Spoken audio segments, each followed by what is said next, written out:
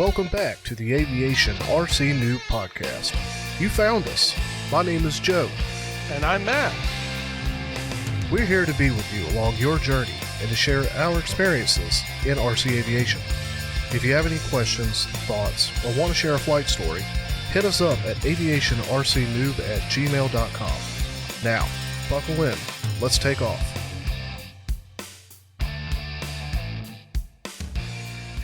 And we are back. Welcome back, everybody, to episode 52.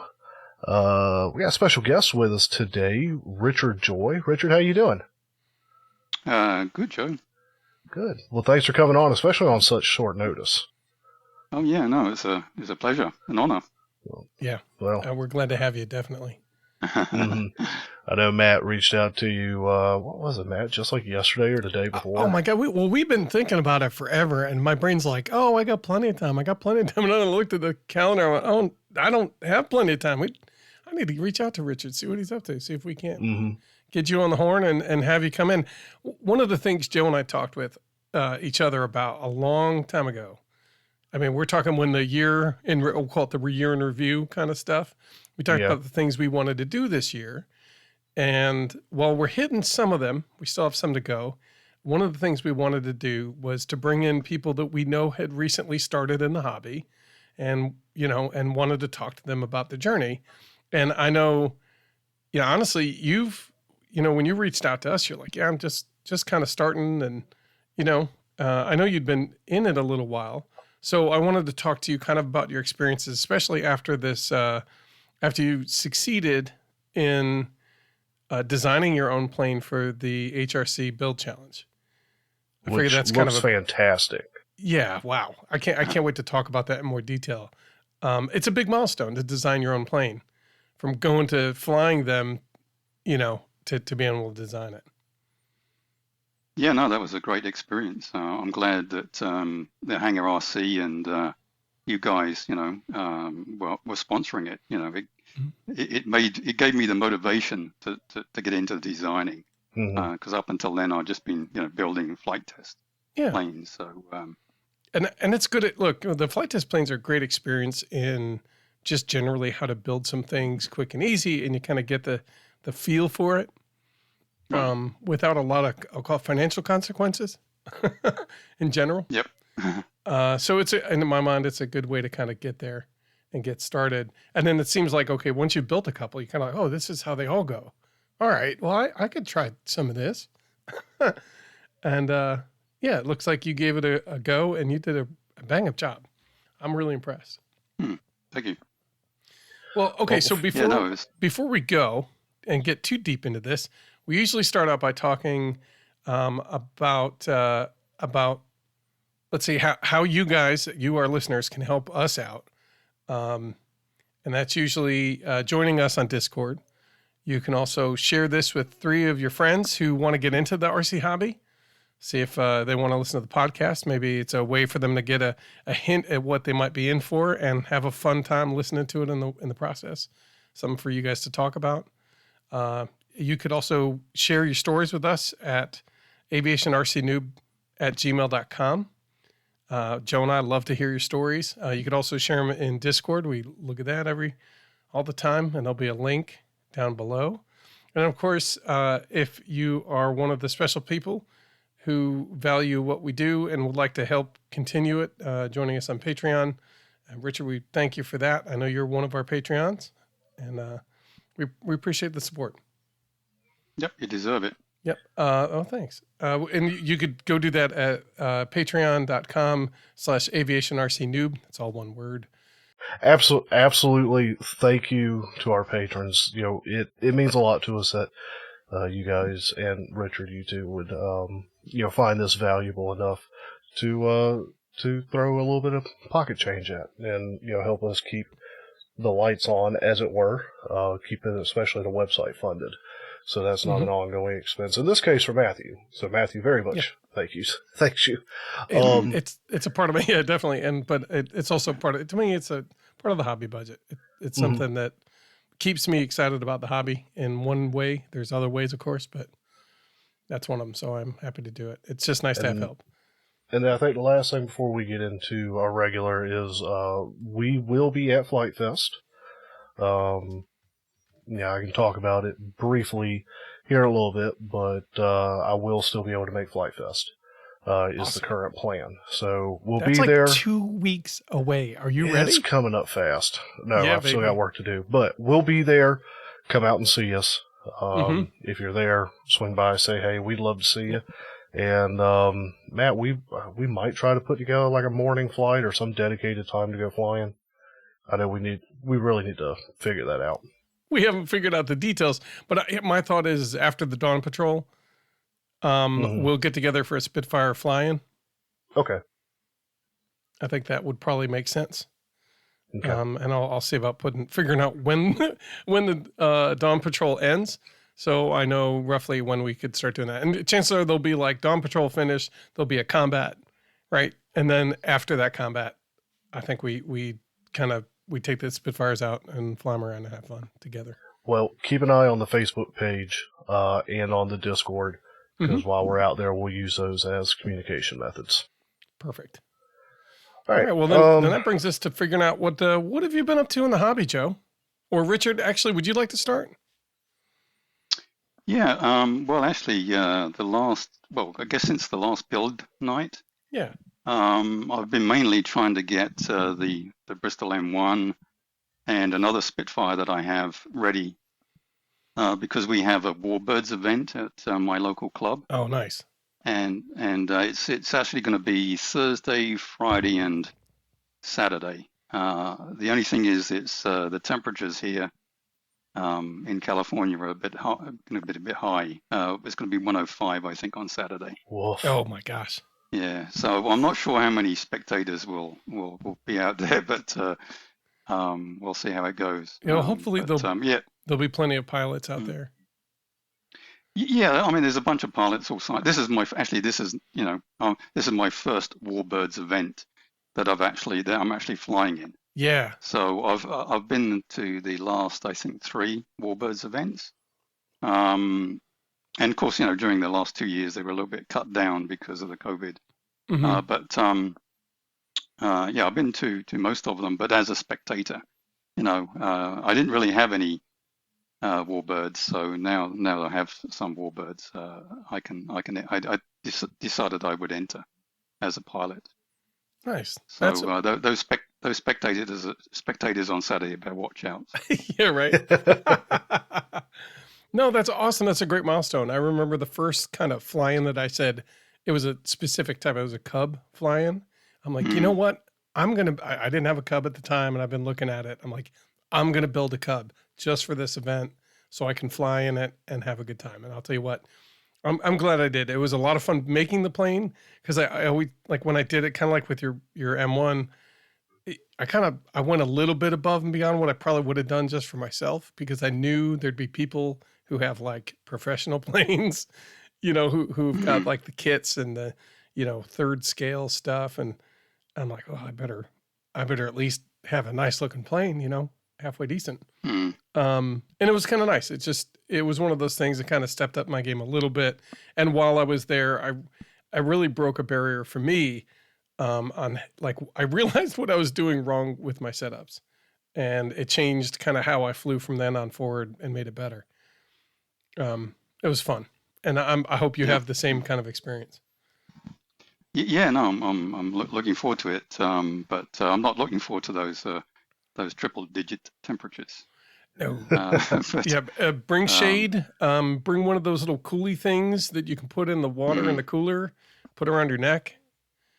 Yep. Yeah, I think they're going to lay on some sprinklers or something. Some misters. Okay. So so hopefully it'll be okay. Well, maybe I'll just hang out until maybe early afternoon because it's probably going to be 105 or around that time. Maybe around 4 o'clock. Boy, oh boy. Yeah. That's awful. So that's what I mean. That's why I asked on the Discord server. What temperature does hot glue melt? The other day because I figured if the plane is out in the hot glue, it's just going to fall apart because of the. Did you ever get a satisfactory answer on that? Actually, somebody did say 125 degrees Okay. Fahrenheit. So just don't leave your plane in the car. They said, it's Yeah, that's which Oh, which I know. is that a thing we're not supposed to do? Mm, Might explain why part of my Spitfire opened up. that's why. Yep. Now you know. yeah.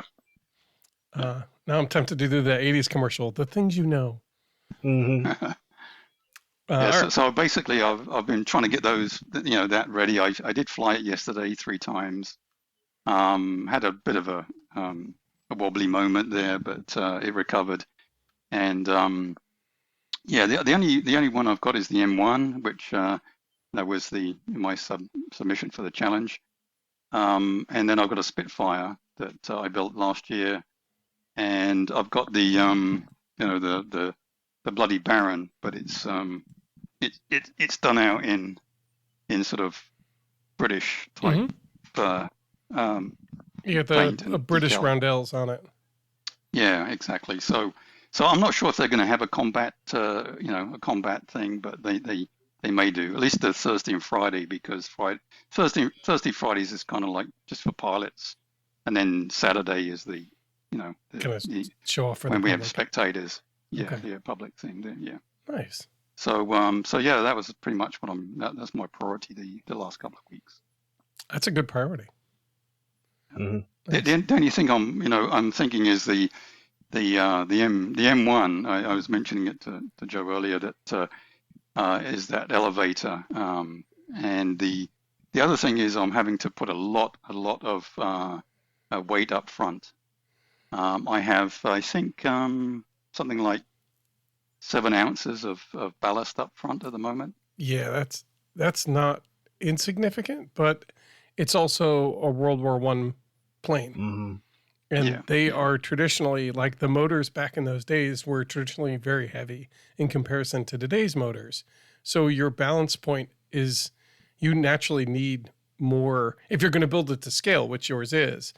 It naturally needs that I'll call it that scale type of weight up front. Hmm. And our the motors we use are made out of aluminum and A little bit very of copper, yeah. neodymium. But it's not Yeah. like an all steel kind of block or anything like that some of these planes had in their motor systems. So Right. Yeah. Yeah. I did land it okay without breaking the landing gear, because there's a lot of there's a lot of stress on that landing gear, because there's no suspension at all. It's just the 3D printed wheels. okay, But seemed to go okay. how did the 3D printed wheels go? I mean, how was it easy to print and get on, and they stood up well, or? Yeah. The tires are also 3D printed too, so it's a lightweight TPU. Nice. And actually, they're pretty squishy. So that's really the only suspension I have. Okay. Good. All right. I guess that's a lot of work. I know when we've been on the build nights, you've been working on the one Spitfire, and it's been looking really good. So. Yeah. Actually, that was my third Spitfire. The one you had. So I had. Yeah. I'm catching up, Matt. I think we're tied, because I never did start on that fourth one, not yet at least. Okay, so I have one painted. It's painted as, with the which is the one I'm going to fly on in the Warbirds event. Mm-hmm. I'm not sure they would understand an orange and blue Spitfire, but I will finish the other one in orange and blue. Wait, let's see. Well, no pressure on that, man. We might be able to Sure overnight a bunch Spitfire. of stickers so that you can put them on your plane. Anyway. Anyway, you killing me, man. I know. Sorry. All right. So that brings us to you, Joe. What about you? What have you been up to? Well, oh man, it's been. Oh yeah, we talked to Ron and Tom the other week. So yeah, I'm trying to think really what's been going on since then. I know we sat down to do the recording, and then I'm trying to get my days straight. We sat down to do the recording with them. Ron was editing it. I went camping with my wife one weekend, but that was before that episode went out. So it's been weird. Also, and while this isn't necessarily hobby related, I'll come back to that in a second. I have done some work on the Spitfire, the second Spitfire. So my first one that I did, the lower quality skin, the lower quality print, is largely done. I've got to re-glue part of the wing, because basically that spacer that sits at the trailing edge of the wing, I don't know if I underglued it or because I was carrying it in my car for a couple days that maybe it melted enough to pop loose. So I got to re-glue that. And I think I see some warping in my horizontal stabilizer. So I need to look into that when I go to hook up the push rod. So it's got servos. Wires are kind of run. I need to put extenders in the wings, servo extenders, and then extenders from the elevator and rudder control. Just get the length all there and then figure all that out. But the second one, I wanted to be building during our build night, because I think we had build night since then. Yeah, I think we maybe did. Not, but we at least did some building one night, and I was hoping to have had time to skin everything, get all the skins put on, all the parts cut out, and then be building during the build session, and that didn't work out. So I was skinning it, but it's skinned, it's cut, all the parts are cut out. Now I just got to work on putting it together. And, no flying, obviously. I don't have a plane capable of flying right now. I will say, as I'm building the Spitfire, in the wings, the leading edge of the wings, and then each of the 50% scores that you kind of waller out so you can fold that wing foil over, I am hot gluing in barbecue skewers into each of those lines. Into each one of them? Oof. Each one of them. The leading edge, you don't want that to bust, do you? No, I do not. And since we're doing detachable wings for going to Flight Fest, I want to make sure the wings are as sturdy as possible. Plus, I want to fly it in combat, so the last thing I need is a prop coming through and cutting a servo wire. I'll be impressed if you hit somebody. It's a lot harder than it I'm looks. just saying. I know it is. I watched you fly, but if somebody manages to clip my wing, they're going to bust their prop before they can cut my servo wire. That's right. I don't think that was against any rules.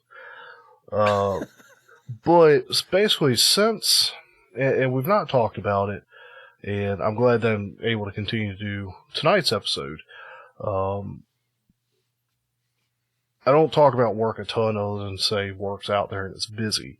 But part of the reason I'm having a hard time tracking like when what happened and what's been going on in the last couple weeks. You've had a busy set a couple weeks here. Yeah, busy month. So basically 3 days from now would have been the month. A month ago I found out that my company was going to be shutting down.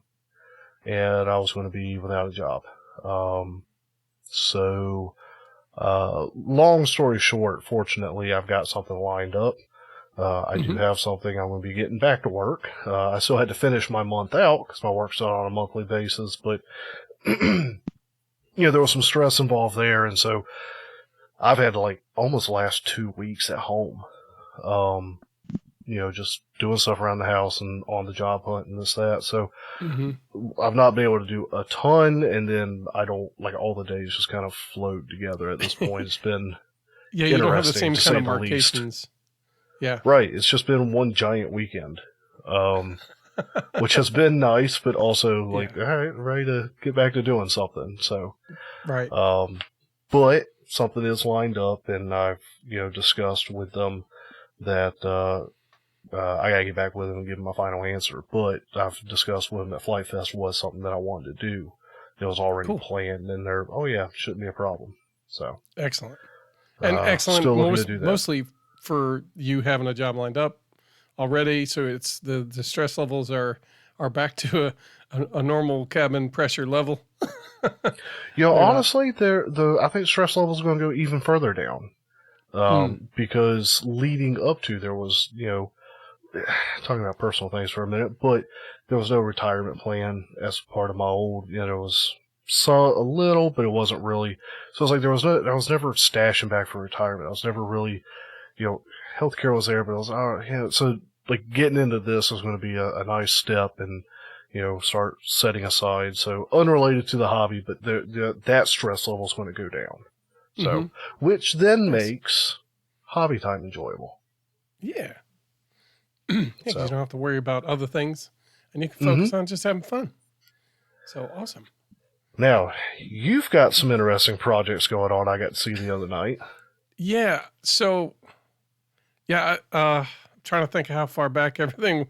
So in the last couple weeks, I've been in touch with Sam because I've been trying to figure out, how are things going with the Hangar RC's build off challenge? Where are we at with that stuff?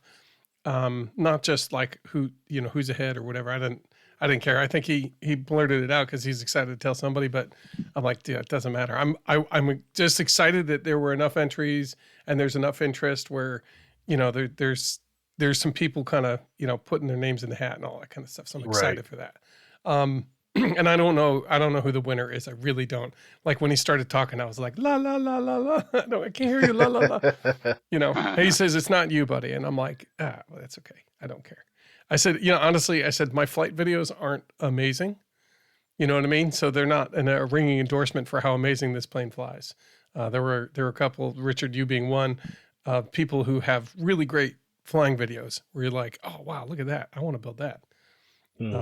That definitely puts it up a notch when people are going, do I want that as a kit? They want to know that it flies well. And unfortunately I couldn't pull that off before the deadlines. Which is fine. Anyway, so I was talking to him and he ended up reaching out to me with a couple of ideas that I've been working on with him. So there's that. So I went from concept to flying, well, I'll call it attempt to fly a model in like 4 days or something like that. Wow. So yeah, unfortunately it's the thrust line is very offset from center of mass. So it had a lot of rotational coupling that I didn't put into the design to kind of counteract that. So I fixed that since, and I haven't been out to be able to fly it again. But now you and I haven't been able to talk about this at all. Is this something you can talk about here? It's secret. Oh, wow. I'm going to have to call you. I'm not telling you any more details other than that. But either way, it went from so that took up a portion of my days. I think you saw, I panned the camera around, and if you're astute, you notice that plane was there. We have a nickname for it, but anyway, it's the kind of plane that you'd put like the parachute guys. No, the medium-sized parachute guys in and have fun with that. No, It's that kind of plane. It's again, I'm working on that. I pulled out the old Synergy, the big version of it. Remember how we had the little one about a year ago? I was flying off the box tail wing thing. Yep, the box tail wing. So I've got that back out. It's been sitting dormant for like a year. So I started working on some of that. I need to double check the servos are centered, then I'll close it up and start finishing out the box tail. And then I also, last weekend was the premiere of Top Gun's Maverick, right?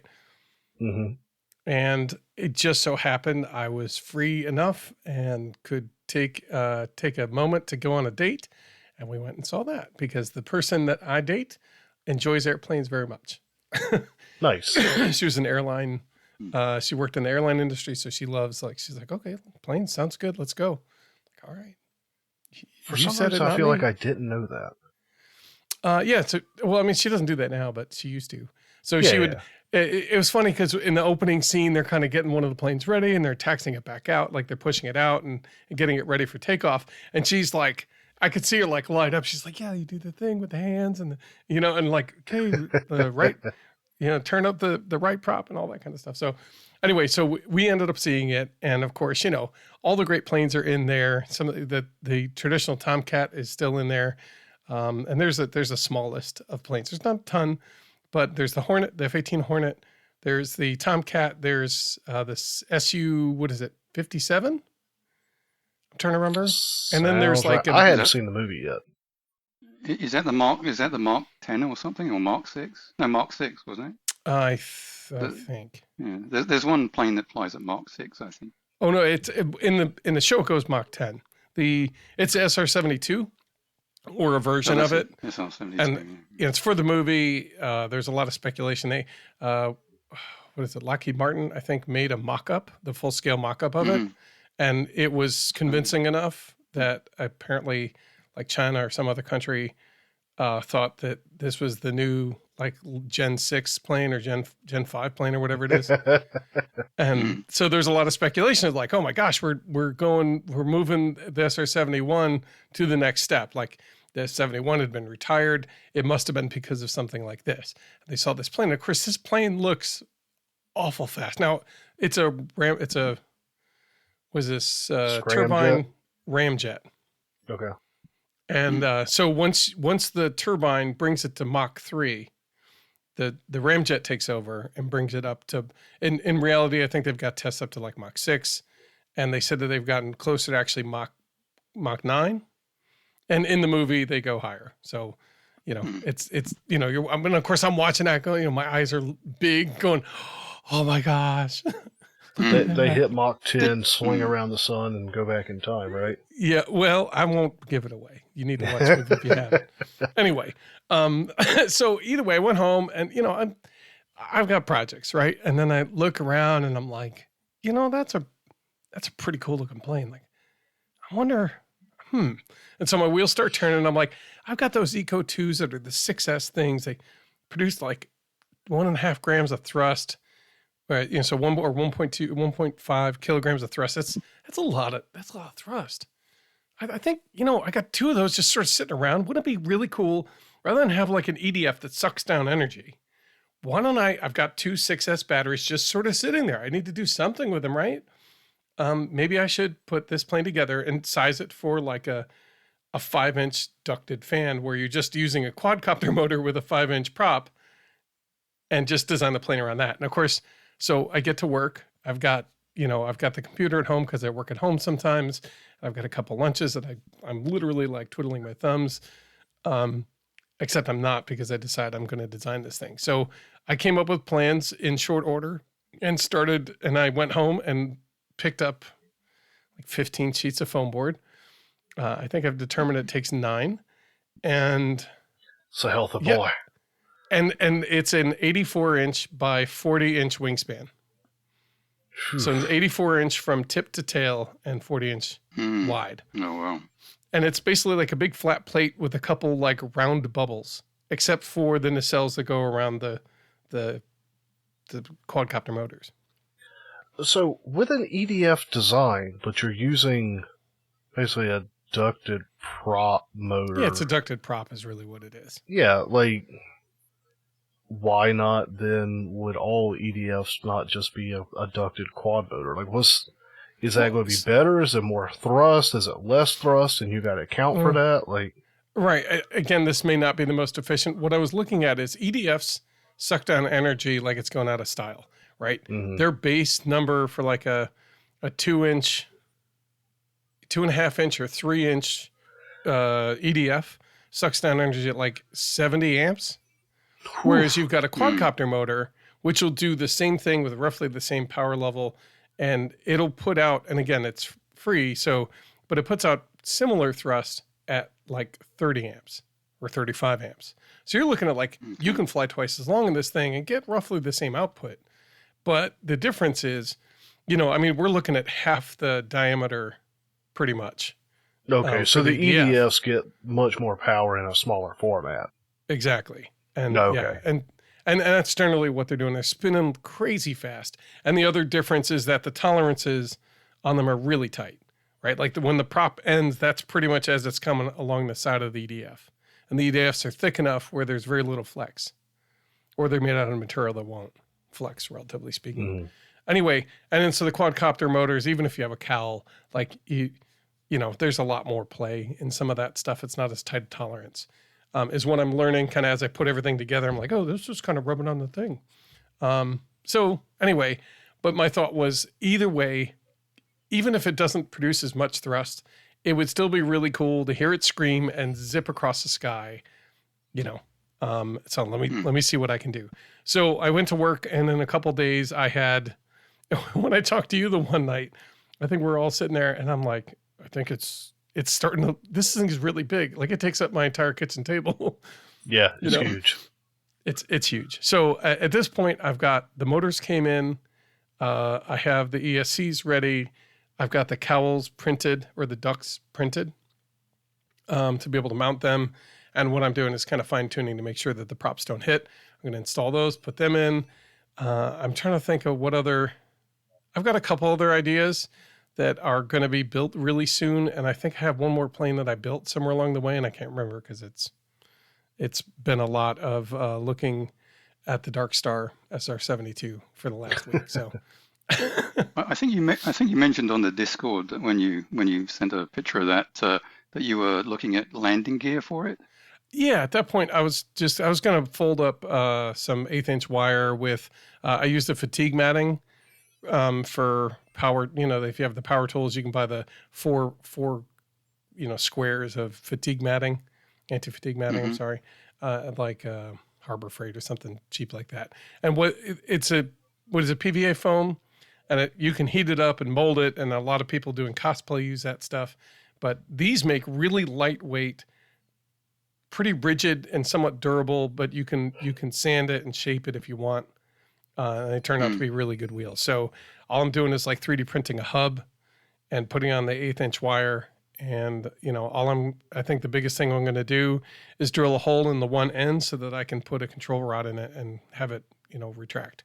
Because if I can't have it retract, I don't see the point, No, that's the problem with a lot of the foam board planes. Typically flight test, a lot of the planes don't have landing gear. And, when I'm flying at a club field, you really need, with the runway, you really need the landing gear, it would be really nice to have on the Spitfire, on the FT Spitfire, some retractable landing gear, but I've got to come up with a design for that. There is a 3D printed one that I haven't really tested to see how well, it looks great, but I haven't been able to install it yet. So I just have like regular, just fixed landing gear on the Spitfire and a steerable tail wheel. Most of my planes have 3D printed a steerable tail wheel that's just hooked up to the rudder. To the rudder. Yeah, that works out really. I've seen that. It looks really good. I think I haven't printed out the tail wheel, but it looks like how'd that work out for you? No, it works great. That works fine. Yeah, it works really well. Yeah. Good. Anyway, so that was pretty much my week. I didn't really fly as much. Again, I tried to maiden. I had 2 planes. I think I was bringing out the Spitfire the one time, and then this new plane, and the new plane didn't work so well. It was the Facimobile. I ended up going out and flying that. I put landing gear on it, and I got it flying. So I was able to do a couple circuits around. The what's it mobile? It's the Barnaby Wayne Fan Facet Mobile FMX4. It's basically his flying, and it looks like kind of a stealth fighter kind of look in the way it's kind of faceted and the way it kind of generally looks. But anyway, I put it together like last time we were talking, and I think I hadn't put landing gear. I was just finishing that kind of stuff up. I think I've got to do something with the thrust angle a little bit, and I need to reglue it had a lot of hard landings, but it survived it. And I was able to get a couple circuits. I think the center of gravity was like right at the center of mass. Like, it was really close. So it was iffy, and it was apparently roll pitchy. That's not pitchy, but it was very rolly as it kind of went through the sky, almost like a nut ball. It kind of floats back and forth as it did that. And I was told by some of the people who actually used, built models for their attempt at possibly making a full-scale one. They said, we had a similar experience in the smaller versions. So I figured if I dialed it down, I'll have to dial down some of the controls. I'll get back to it in a little bit, but Right now I'm a little distracted with my distraction from the things I should be doing, getting ready for Fly Fest. Mm-hmm. Which is a distraction from, work. Sometimes. Well, it's from looking at nothing and waiting for stuff to happen. So anyway, so that's what I've been up to. And I guess that pretty much brings us around to our community section. Mm-hmm. Have you seen anything, or is it just what I've been seeing? With which, I think it's what you've been seeing. We had a couple comments on last episode. Then I'll kind of go over those. Richard, thank you for, as always, commenting and bringing up the tri-motor in your comment. Yeah. Tench, where is that tri-motor? I was going to say, where is that tri-motor? Well, I have a build log page, and I have a plan set put there. So I've got the plans ready, and I've got the motor set up and some ESCs ready. So it's going to be a matter of sitting down and building it. But it is a monster at 150 inches. That's 12 and a half feet. Oh, I can imagine. Yeah, I mean, that's huge. And so I need to get one big plane out of the way before I get to the other. And unfortunately, I started on the Dark Star first. Can you fit these planes in your vehicle? I mean, I have enough trouble fitting 40-inch wingspan planes in my car. Okay, sadly, what I've learned is that if I put the passenger seat down a little bit, I can fit it front to back pretty well. As long as it doesn't exceed, I think, 10 feet. That's where I start running into issues. And that's in my regular passenger car. That's not talking about the minivan. The minivan can fit 12-foot stuff. Okay. And most of the things, if it's over like 6 feet, I try to make it so I can take parts of it off. Yeah. Otherwise, I'm in trouble. It's just, they get damaged because they're so stiff if you can't take them apart. That when you're trying to load them and unload them. So Tench in our Discord server, so he was listening to episode 51.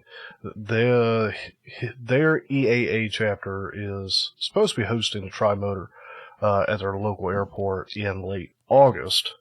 He says you can book tickets in advance for $5. You can book tickets in advance online or for $5 more on site. Says if bought on site, adult tickets are $85, kids cost $55, and the co-pilot seat costs $200. The right seat is first come, first serve on the day. So I assume the right side of the plane being first come, first serve. Yeah, I think the main pilot is going to be occupying the left, and it's a two-pilot plane. There's two cockpit seats that are designated for the pilots, so only one needs to be there to fly it. No. Well, he said the co-pilot seat costs $200, but the right side seats in general. So I guess the right side is where there's more to be seen. I don't know. I don't know either. The right seat. Well, anyway. But that's I don't know. Interesting information on the pricing for that, because it is making the tour around. So if it is getting to your local chapter or coming to an air show near you, that's good information to be ready for. So thank you. And I think there got to be a little bit of a competition in there, playful, because Tony chimed in and said that his chapter was hosting it July 25th. Yeah. And so they got some back and forth there. That was fun. Tish also said, on Loctite, the blue is for lower torque applications like smaller diameter fasteners that can be broken free with enough torque. Red needs to be heated to be broken free. Now, that's news to me. Wait, did he give the temperature it's got to be heated to? He did not. Okay, I thought he had somewhere. Okay. At least not that I saw. I didn't know that either. It's awesome. We'll have to test that sometime, because that's the first time I've heard about red being broken loose with heat. But yeah, that's all the comments I saw, because I checked our Facebook feed and hadn't seen anything new. Did you know that, Richard? That it was heat that required to break the blue stuff? Wait. The blue container stuff? Well, I think I've used blue and it, if I usually use the blue on the motors and on the on the screws for the motors. Yeah, that's And also right. But then there's the blue container with the red liquid, which is the red lock. That stuff needs to be heated. Okay. 500 Yeah, I'm sure degrees Fahrenheit. 500 degrees Fahrenheit. Okay. Yep. Apparently, removing the red thread locker involves heating the nut and bolt for a couple minutes to a temperature of 500 degrees Fahrenheit or 250 degrees Celsius, applying localized heat using a blowtorch, for example. That is some serious business. Well, if you don't want it to back out, that's your go-to. Yeah. Jeez. It's not useful for foam board planes. You will melt the foam for sure. Catch the thing on fire. You'll demagnetize your magnets. Yeah, that temperature. Yep. Nice. So that's what I had. You got anything going on before we continue? I don't think I do. You, Richard, did you see a comment that we missed? No, I think I just made a comment. But, it was just about. Well, I like the competition you have with Ron and Tom there with the Balsa trimotor. Mm-hmm. Yeah. Or the challenge there. Yeah. It'd be interesting to see how those two planes match up. Yeah, it'll be a lot of fun, and I'm hoping maybe it'll be a day somewhere soon that I could just say, hey, where do you guys live? I'm going to take a road trip. It's a long road trip. I think I think one is in Alaska. One was in Alaska, wasn't it? No, where is Ron and Tom? I think they're in Utah. I don't remember. Recall. They're in the middle of America somewhere. No, were they? What do I feel like? Man, now Ron is going to rag on me. Yeah, no, you should know better, man. They're talking about their hobby shop up in is it Illinois? It's Denver. I thought it was in Colorado. Okay, Colorado. Jeez, look at me. All right, let's just go. I don't know. I could be wrong. Ron's going to be texting me as he's listening to this. Like, I can't believe this. Nice. Anyway. That's okay. That'll be fun. Just remember, I'm on your tail, guys. I got it. Yeah. Well, just speaking of that for a second, that was a very enjoyable episode to do. And you still have to reach out to Ron about the foam board plane y'all are going to build. Yeah, actually, we had a little bit of help from Tony. Tony reached out. He said, I think I've got a couple of ideas for you. And so good. I was looking those up and putting a mental tag in that. Again, I got distracted with this whole week full of no kids, lots of plane building. And so now that that's sort of starting to cool down and I'm kind of finishing up those projects, I'm going to reach out to Ron with the ideas and see which one he wants to grab onto. Because I would love to make any one of those planes that were suggested. So, okay. So good. Well, do you want to tear through our history segment real quick? Yeah, we can tear through that. As I was looking through the Dawn Patrol planes, which is basically, the Dawn Patrol is basically a 1/6 scale challenge for a World War I plane. So 1/6 scale is the ideal scale, but there's a little play because, they're like, well, if it's a bomber, those things are ridiculously big. Some of these bombers, as we'll learn, I think the 0400, which is the one I settled on, was 100 foot. So at a 6th scale, we're still looking at, oh my God, that's way too big to be able to transport. At least for me, and a 10-hour drive with that would be a little rough. So I said, well, how do you guys feel about, 1/12 scale or, something, I don't know, 10th scale or 8th scale? I think I figured something out that might fit into the van. Because as we'll learn, there's a feature in the Handley Page planes that make it a little bit, one of the reasons why I selected it, makes it easier to transport than I think most traditional planes. And so anyway, they kind of said, yeah, with a bomber, like if you want to make it a little bit smaller, it's still going to be massive in comparison to all the other ones. Like, yeah, go ahead and do that. And then I realized we got confirmation of a bunch of other things, and I realized we may not have the kind of space I'll need for something this size. So let's talk about the Handley Page V 1500, which is basically like the big brother of the of the 0400. 0400 was, I think they basically set these sizes based on how many, I'm trying to remember, now I'm not going to remember because it's been almost a month since I went into the details of this guy. But it was something like, you know, the 0100 was like 100 horsepower. The 0400 was more horsepower and that kind of stuff. But I don't think it directly relates. There was a reason for their madness in the beginning, and I don't know if the 1500. I don't know that it followed suit, but anyway. So let's go on it. So the Handley Page V1500 was Great Britain's first 4-engine heavy bomber. It was heavily armed with 6 machine guns. It was the first British plane with guns in the tail.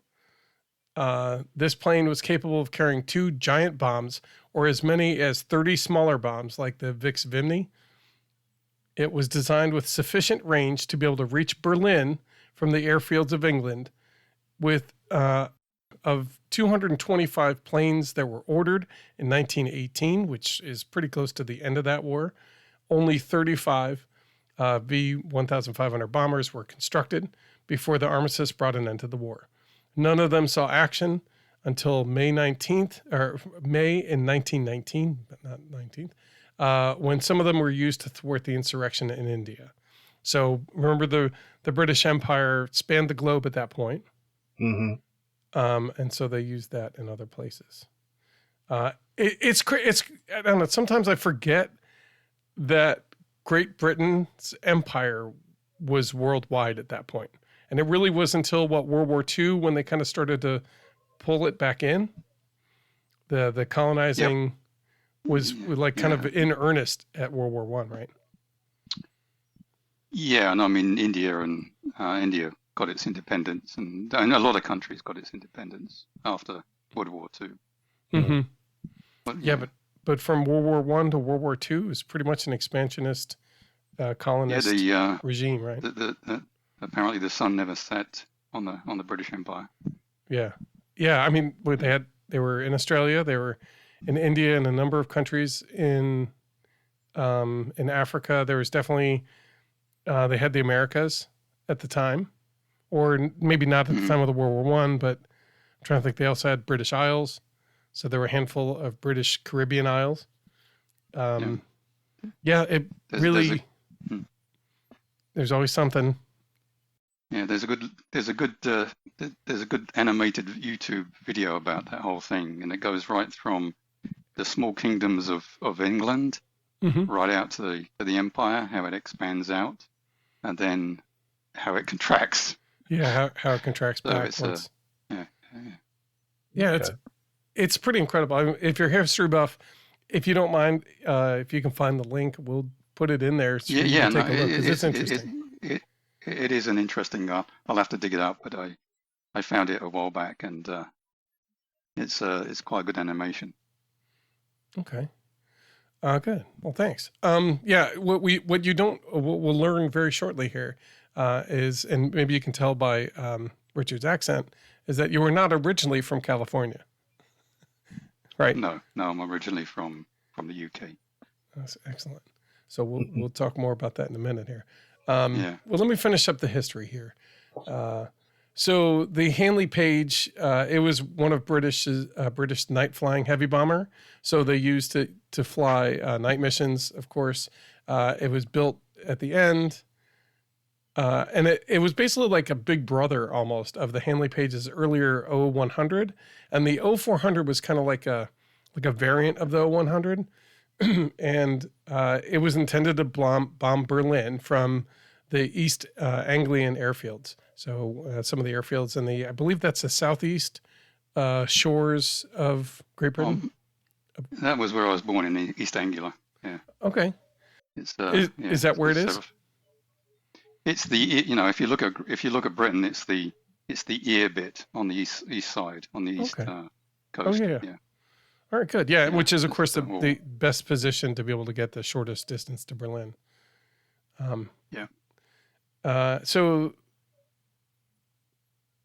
Single aircraft while it wasn't really used in the war against Germany, a single aircraft was used to carry out the first flight from England to India, and later was carried out a bombing raid on Kabul, oh my God, I should know how to pronounce that, Kabul, during the Third Anglo-Afghan War.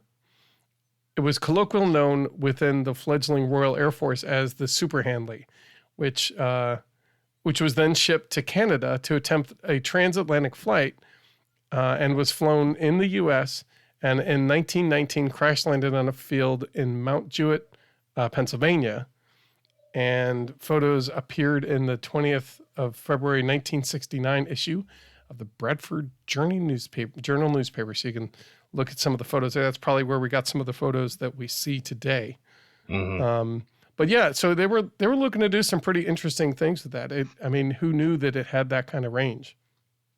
Yeah, that's some serious flight range, especially for that time. Mm-hmm. Yeah. Okay, so let's get into a couple quick stats. There were only 35 built. There were 4 Rolls-Royce Eagle 8 12-cylinder liquid-cooled inline V 375 horsepower engines to power this thing. The wingspan was 126 feet. It was 62 feet long, and it was 23 feet high. So you need an awfully big hangar for that. However, one of the features, and I think that's at least with some of the earlier models, and I think it is with this one as well, is that the outer portions of the wings, like the outer third, had a hinge point at the rear, and they would fold back along the fuselage and kind of almost rest on the horizontal stabilizer. I know it's true in the 0400s, and I think it was the same here because you couldn't really hangar it. It's just too big, Right? Especially at those times. Mm-hmm. Its gross weight was 24,700 pounds. Its max speed was only 97 miles an hour.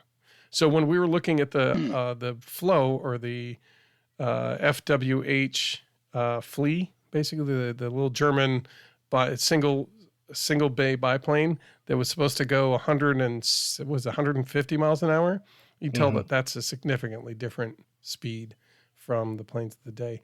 Its ceiling was 10,000 feet, which makes sense because too much higher and you start losing oxygen. Its endurance, it could fly for 6 hours, and it had a crew of 4. It had 6 machine guns, and it could carry 7,500 pounds of bombs, which, like they said, was 2 very large bombs or like 2 groups of 30 little cluster bombs. How do you think they expected to get this or how do they get this to fly such long missions? Like you said, they shipped it to Canada to attempt a transatlantic, but it only had 6 hours at max speed. Well, and maybe not even at max speed. But you're talking 600 miles. The Atlantic to cross the Atlantic from U.S. to Europe is far more than that. Okay, well, think about the normal mission is carrying 7,500 pounds of payload for 6 hours. But if that payload is fuel, just load up a bunch of fuel. Yeah. I mean, if your mission isn't to blow anything up, as it were, or get rid of obstructions, let's say, to your forces, then you can use that 7,500 pounds. So that's like 1,000. Hold on, I can't do the math. Like 1,200 gallons of fuel. Assuming it's got the same density, it's 6, roughly the same pounds. density of, is it 6? 6 pounds a gallon. Okay, then yeah, a little over 1,000 gallons, 1,200. Yeah, 1,200 gallons ish. Yeah. Right. So if that's all fuel, you got a long way you can go, baby. Yeah, but I hope you're not a pilot that smokes, man. That'd be dangerous. Just don't flick your butt behind you. Flick it outside. And were the crew in a cockpit or covered, or was it open? It's open. That's probably another reason for the 10,000 foot ceiling. I mean, really, they're pushing the limits of temperature and oxygen at that point. Which is part of what they started realizing in World War II. Like if they can close the cockpit so they can warm it with the engine heat, and then actually provide oxygen, they can actually increase the ceiling significantly. So yeah. So I mean, that's again the 0400 struck me because the wings would kind of fold back along the fuselage. So I'm thinking, well, that's a lot more transportable than a 12-foot wingspan, model, or a 10-foot wingspan model, I think is what I was looking at, 1/12 scale. I was like, geez, that's too much. But if I make it an 8-foot fuse and the wings fold back, it's really only like a couple feet wide. And that might be doable. So anyway, while I was doing that, I came across this. I thought this would be interesting to talk about. Because that's one heck of an endurance record, going from Great Britain to India in one go. Yeah. It's pretty awesome. Yeah. Well, all right. I think that brings us to Richard, you've been sitting here with us the whole time, and we're finally going to get to really talk about you and your journey in all this. So you've been doing foam board for a little bit now, but I think you said you did balsa in the past. Was I understanding that correctly? Not recently. I mean, when I was a kid, my father did some balsa. He built a free flight plane and no radio control. But we used to go to the the RC plane shows, and then just drool over the planes because they were kind of expensive. It was an expensive hobby in those days. Oh yeah. We're going back a few years. This would be. Well, I think in the UK it was 27 megahertz, and you had to change crystals and all this type of stuff. Yep, change. And servos were not cheap, unlike now, you can get them for just a few dollars. Well, what kind of expense were they in comparison to the cost of the plane? I don't know. I just remember them being out of my budget, or even and out of his budget too. So, but eventually, my girlfriend at the time, my wife now, she bought me a balsa kit for my 21st, and I actually ended up giving it. I think after like 10 years, I gave it to him, to my father, and he did actually end up building it. And I eventually bought him an RC kit, 27 megahertz or whatever frequency was, and he did actually get it to fly. But nice. But no. Recently, I haven't. I got back into. I restarted the hobby. I suppose back in sort of about 20. Well, for the fixed wing planes, 2017 was my introduction to flight test style planes. Because they held the Flight Fest West out here on the West Coast. Okay. Yeah, that's I remember that. It was only about an hour drive. It's the only one they've ran, out of. I think they had one in Texas as well, and they had one in Florida. Yeah. But, and they were trying to see if those made sense and try to reach out to their groups. And it seems like that must have been a lot. I'm assuming, because they seem to be like, I don't know. Every time people are like, come on out and do one again, they're like, It's just a long way to Ohio from here. So, but yeah, it looked. I mean, I went to that one without any planes. I didn't own any or hadn't built any planes. It was my first thing. But they had a store. They had the flight test store there. Yeah. So I bought my first flight test plane, which was the FT Storch. Okay, the FT Storch, nice. Personally, I like it, but I've also heard mixed reviews where either it works for you or it doesn't. It seems to be a binary kind of thing. It's not like it almost did, or now that I know more, I made it work great, and it seems to be all or nothing. What was your experience? Well, yeah, it was good. I liked it. It's probably not the best plane to use as a first build for flight test. I got the kit. I got the speed build kit. Yeah. And it's pretty large wing. It's got like a 60-inch, I think, wingspan. Yeah, it's a big one. And but it was recommended by one of the guys there. I was intending on getting the tiny trainer. That was the one I was going to start with, which I think a lot of people end up starting with. And he said, "Oh no, don't get the tiny trainer. Get the Storch." So I ended up getting the Storch, and it did fly pretty well.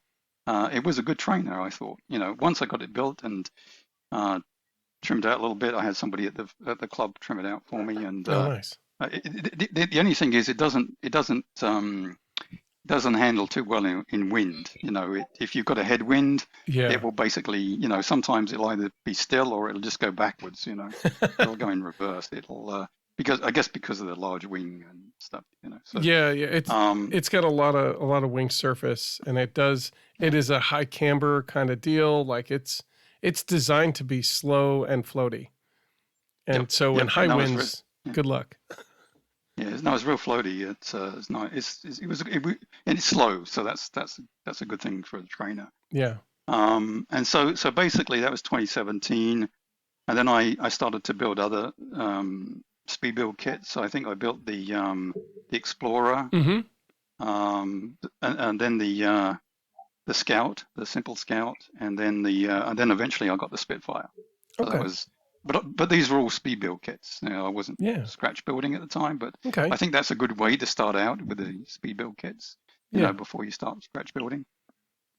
So and then what caused you to, I guess, as you're building with these speed builds, are you thinking like, I could probably just get some foam board, cut it, or what brought you towards doing the scratch building? Because I kept crashing the speed build kits. That's a good reason. I was going to say, how was your first experience with the storage? Right? Like you... Well, actually, no, the storage survived, and I still got mainly the wing is a little bit, because it's such a large wing, it's sort of bit flexible. Yeah. And, but it's, the storage survived. But the Scout did not survive. My first few flights there, and the Explorer, I crashed that. We don't have many trees. In fact, there's no trees at the club. So if they usually the damage is usually done on the runway. It's kind of like one of those canvas type runways. Okay. So if you come in too fast or whatever, it does a fair bit of damage. Okay. And either that or I lost it completely. It went out of range. So that was one of the things that I experienced quite often, having to walk quite a long way to try to find the plane. Did you find orientation was difficult at first, or was that something you seem to go, oh no, I got that? Oh no, I found it tricky at first. Yeah. Yeah. Okay. But I lost a lot of them due to orientation. Yeah. And the thing is, when you lose a plane, I've kind of tended to fly too far away from the runway. I think I was a bit nervous about flying too close to people, and so and of course in then you really don't know if you're going or coming, so you're just so far away, and then I would lose it, and then I think I definitely know it's in that direction, and then when you go in that direction and you walk and walk and walk, you just can't find it. But I did actually recover most of them, with help from people driving their 4x4s over to help me look for my planes. So that was my, that was kind of frustrating, at first, because I thought I'd never be able to fly these things, Right. Yeah. But so, I did. Yeah. Well, I was gonna say, what brought you to okay, so you have a couple crashes. Obviously, it's frustrating. What kept you coming back to try it again? Was it because it was close? Was it just like you saw another flight test? Was that point putting out videos all the time? Yeah, I know. I decided to. Well, that's the kind of my trigger for scratch building. I figured, well, if I can just buy a few sheets of Dollar Tree foam board, and scratch build these planes, it's no big deal. If it's not a. I mean, the speed build kits are not pricey. The basic ones are only $30-$40. Right. But that's only $30-$40 of foam board. Is that you can get a lot of foam board for that. Yeah. So I ended up scratch building, and initial scratch builds. I did the plans. There was somebody on the flight test forum. He had one of those large printers, and I was able to get the full size plans from him. Okay. Nice. For a reasonable price. When you compare them with like FedEx or Kinko's, or some of these Kinko's or whatever, they were charging a lot for those full size plans, and he would send them like a set of full size plans for like $10, and they were in color as well. Yeah, they were in color.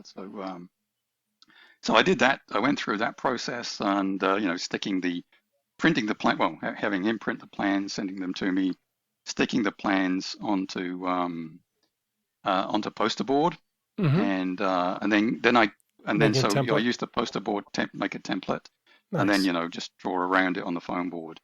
And I think I built out of scratch building. I rebuilt the Simple Scout. I rebuilt the Spitfire, and I think I rebuilt the Explorer, but I can't quite remember now. But once I got scratch building, it kind of gave me the motivation to persevere on the flying side, and I enjoy building. Okay, good. Yeah, yeah. Yeah. It's a different process, right? It's a Hmm. I've noticed a kind of a Zen state you get to while you're cutting. It's I don't know, this kind of singular focus spot that you can just be in for a while you do your cutting. I don't know if you experienced that. I've had other people comment about the same thing, be like, I really like this.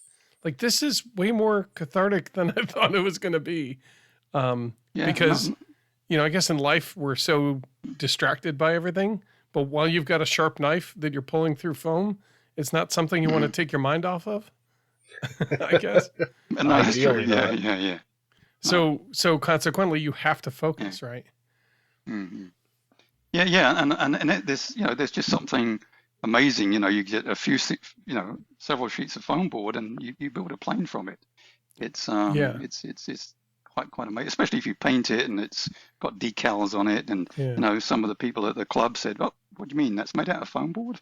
Yeah. And I got really into the building side of scratch building, Nice. and then I think 20. I was gonna say, so where'd you take it from there? Like when you took a couple of flight test plans and planes that you had, made the poster boards, and you started cutting a couple extra of those out because you're like, okay, now I can always build these. I know they're fun flyers.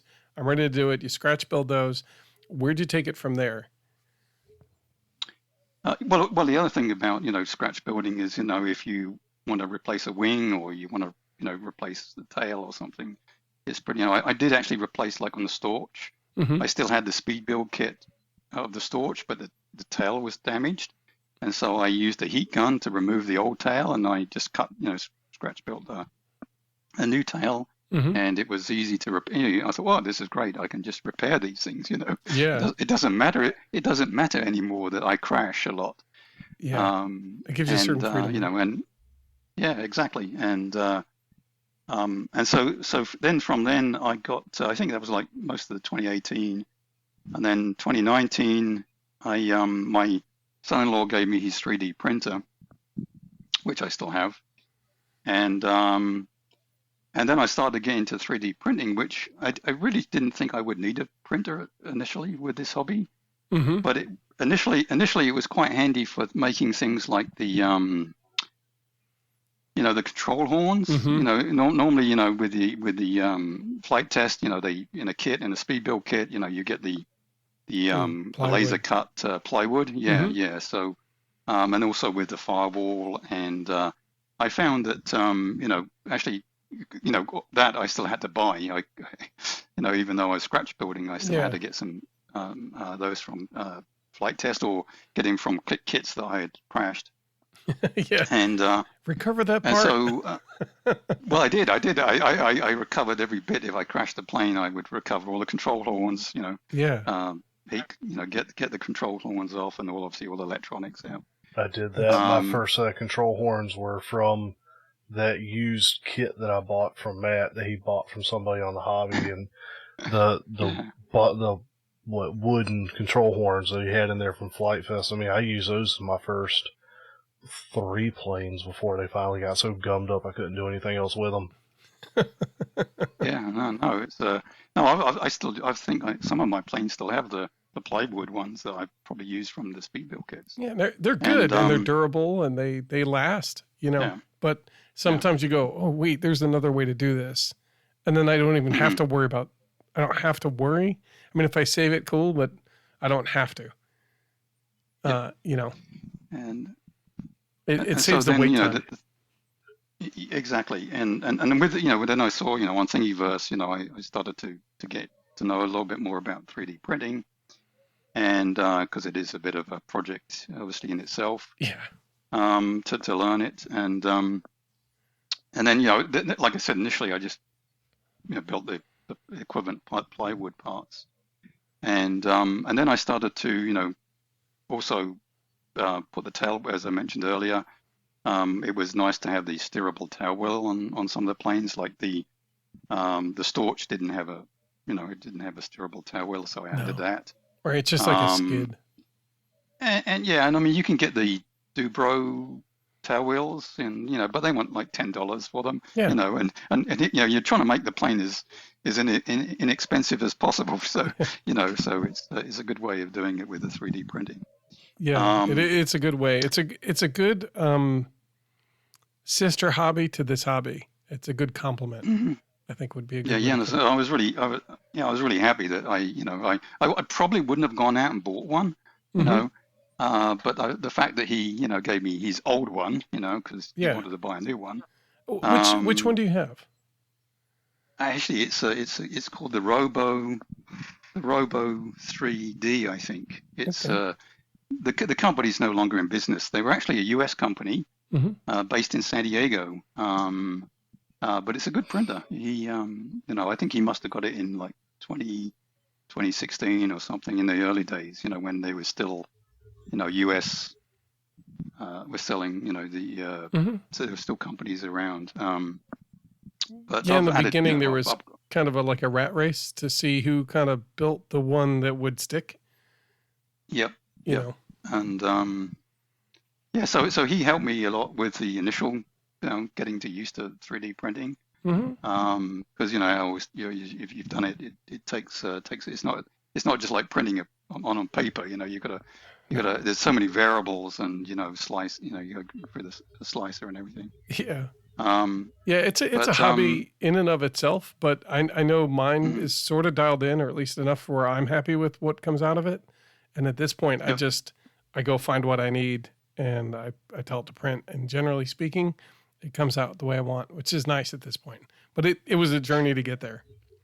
yep, yeah. I think it took me about 6 months to a year to really, you know, to get all the profiles set up, Mm-hmm. in the software, so that because I mean you have to change things. If you're printing this type of model, it's different parameters compared with another model. If you're just printing things like control horns, they're pretty straightforward. But Yeah. if you're printing anything large, so that kind of that was an add-on hobby. So that was interesting. That kept me busy for a while, and then I discovered about the same time I discovered the time save, Mm-hmm. which is that CNC cutter, which I think Matt you have one, Yeah, I do. you're collecting dust, but um, It is, and it um, hurts Joe's heart every time I say that.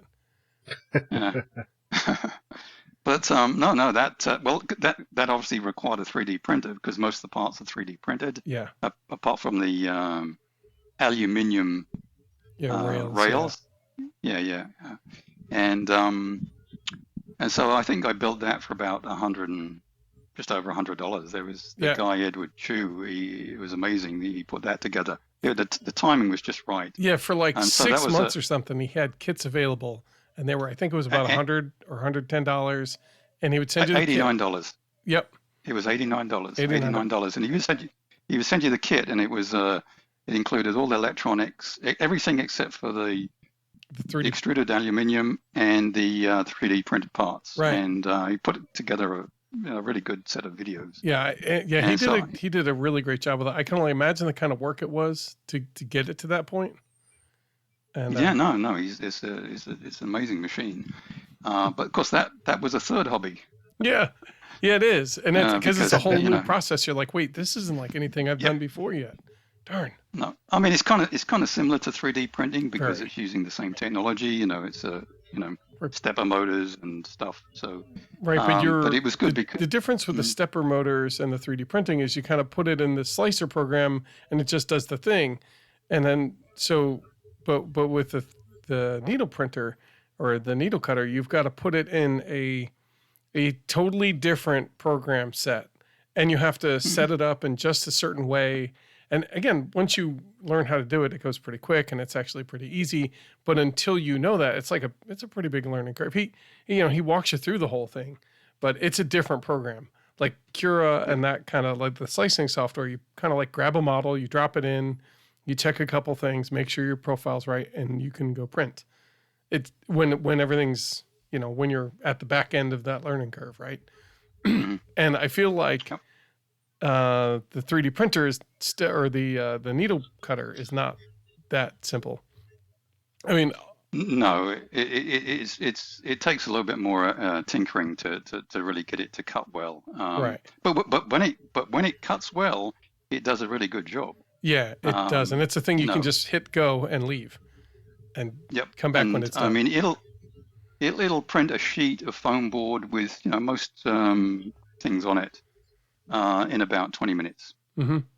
I mean, it'll cut a sheet, so within, say, like for a Spitfire, when I did your Spitfire build night, I think it was like 3. I think it's 3 sheets, is it? Yeah, 3 sheets for the Spitfire. And I cut those out in like 20 minutes each.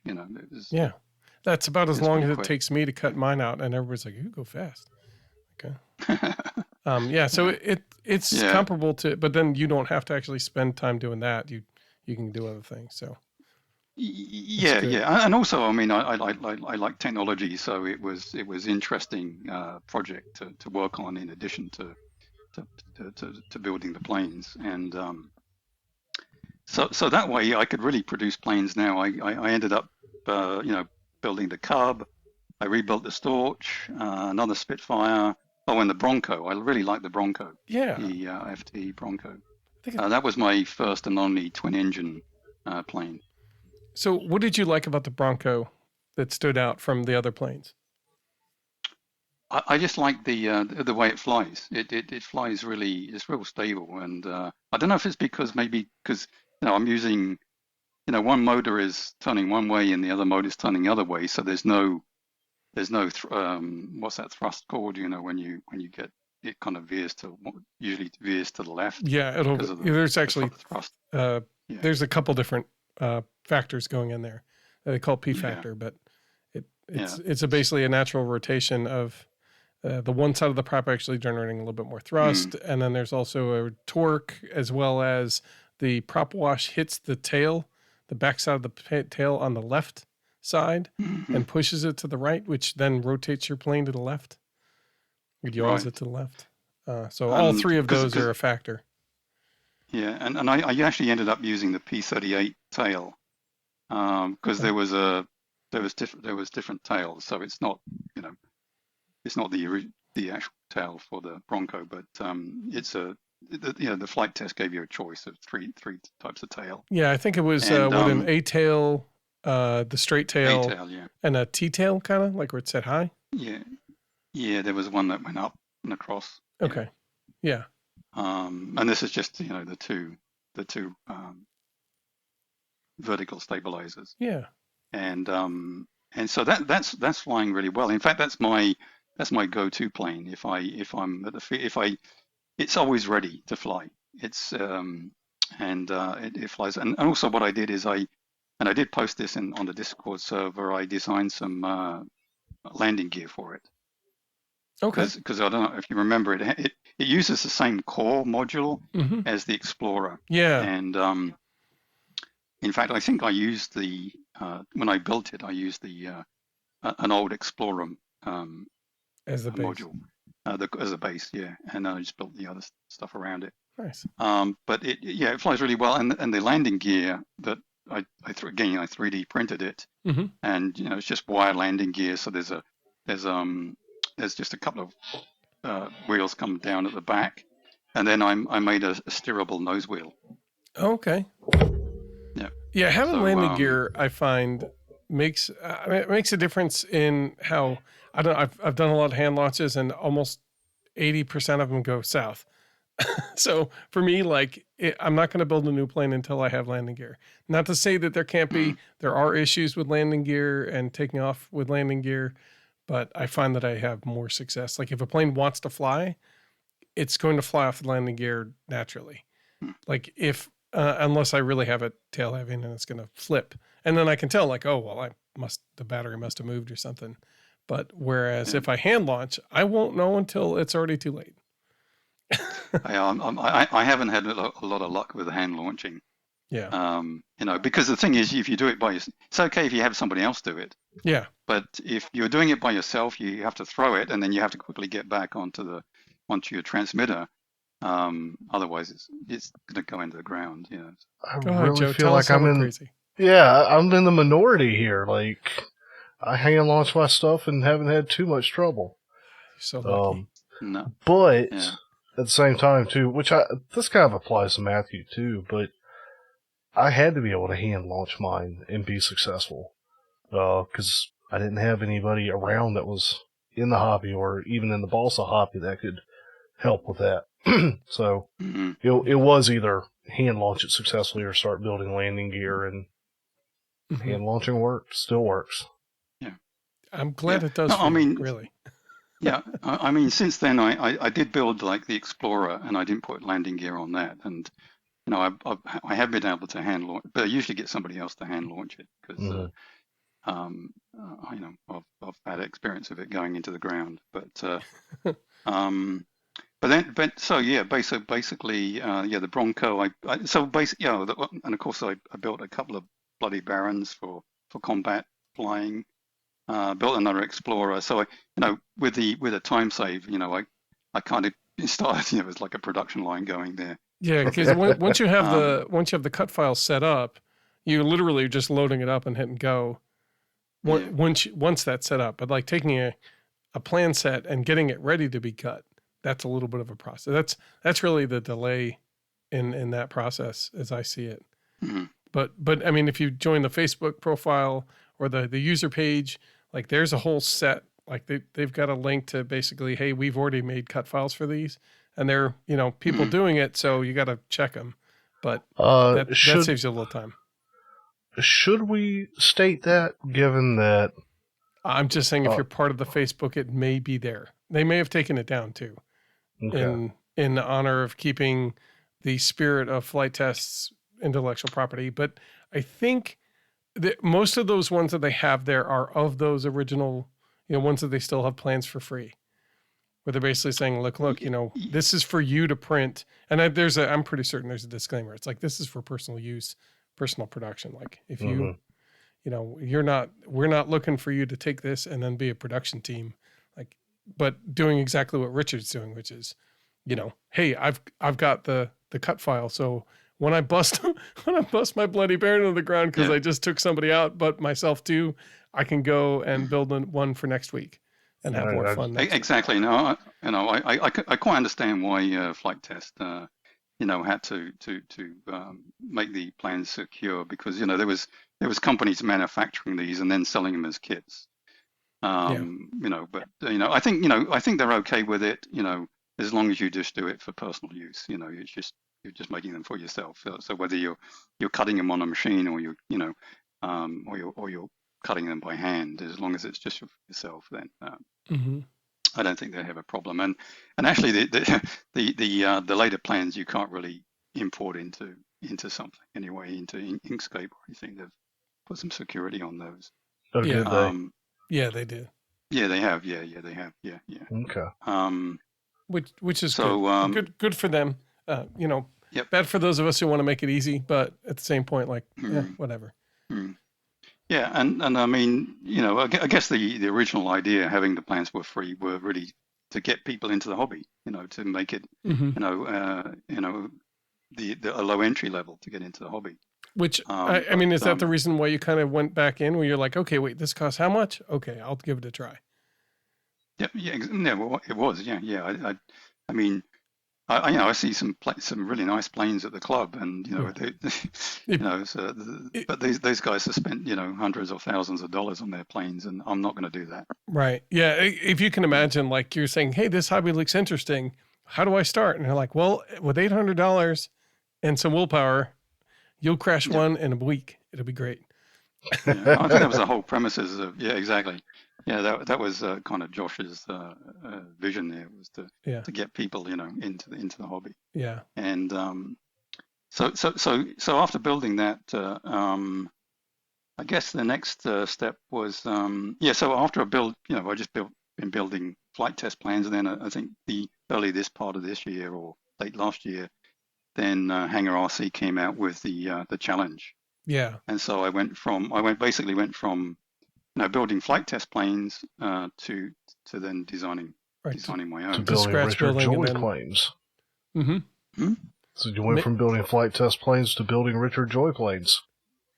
Exactly. Yeah. I mean, and actually that I mean, I suppose in a way, having flight test, secure their plans, it encouraged me even more to build my own planes. And then when I realized I can do it, then it makes it interesting. Mm-hmm. Yeah. And so, well, as you know, I started with well, actually, the reason why I ended up building the Bristol M1, I didn't even know about this plane before I started this whole process. Mm-hmm.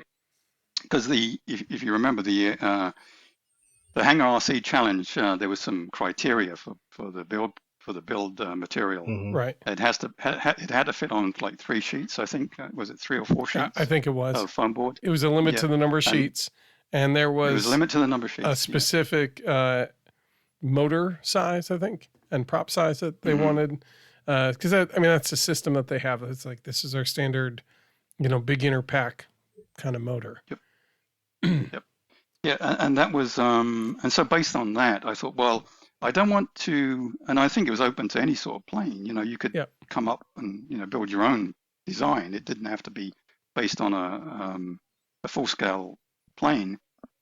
But because this was my first design, I figured it would be easier to base it on a full scale plane. Mm-hmm. And so that was the first thing. So I said, okay, I'll base it on a full scale plane. And then secondly, based on the motor size and the number of sheets, it's got to be, maybe about a 40-inch wingspan. Yeah. And so I thought, well, what would make a good scale-ish type plane? It would more likely be a World War I plane. And so I thought, well, a World War I plane, that would be good. But then I realized one of the rules was also one wing. You had to have a single wing. It couldn't be a biplane. Yeah. And then it's like, well, there goes World War I. Exactly. And then I thought, well, maybe they had some monoplanes in World War I, and sure enough, they did. Yeah, there were a couple of them. Yeah, there was a few. I think the Germans and the French had one, and the British had one.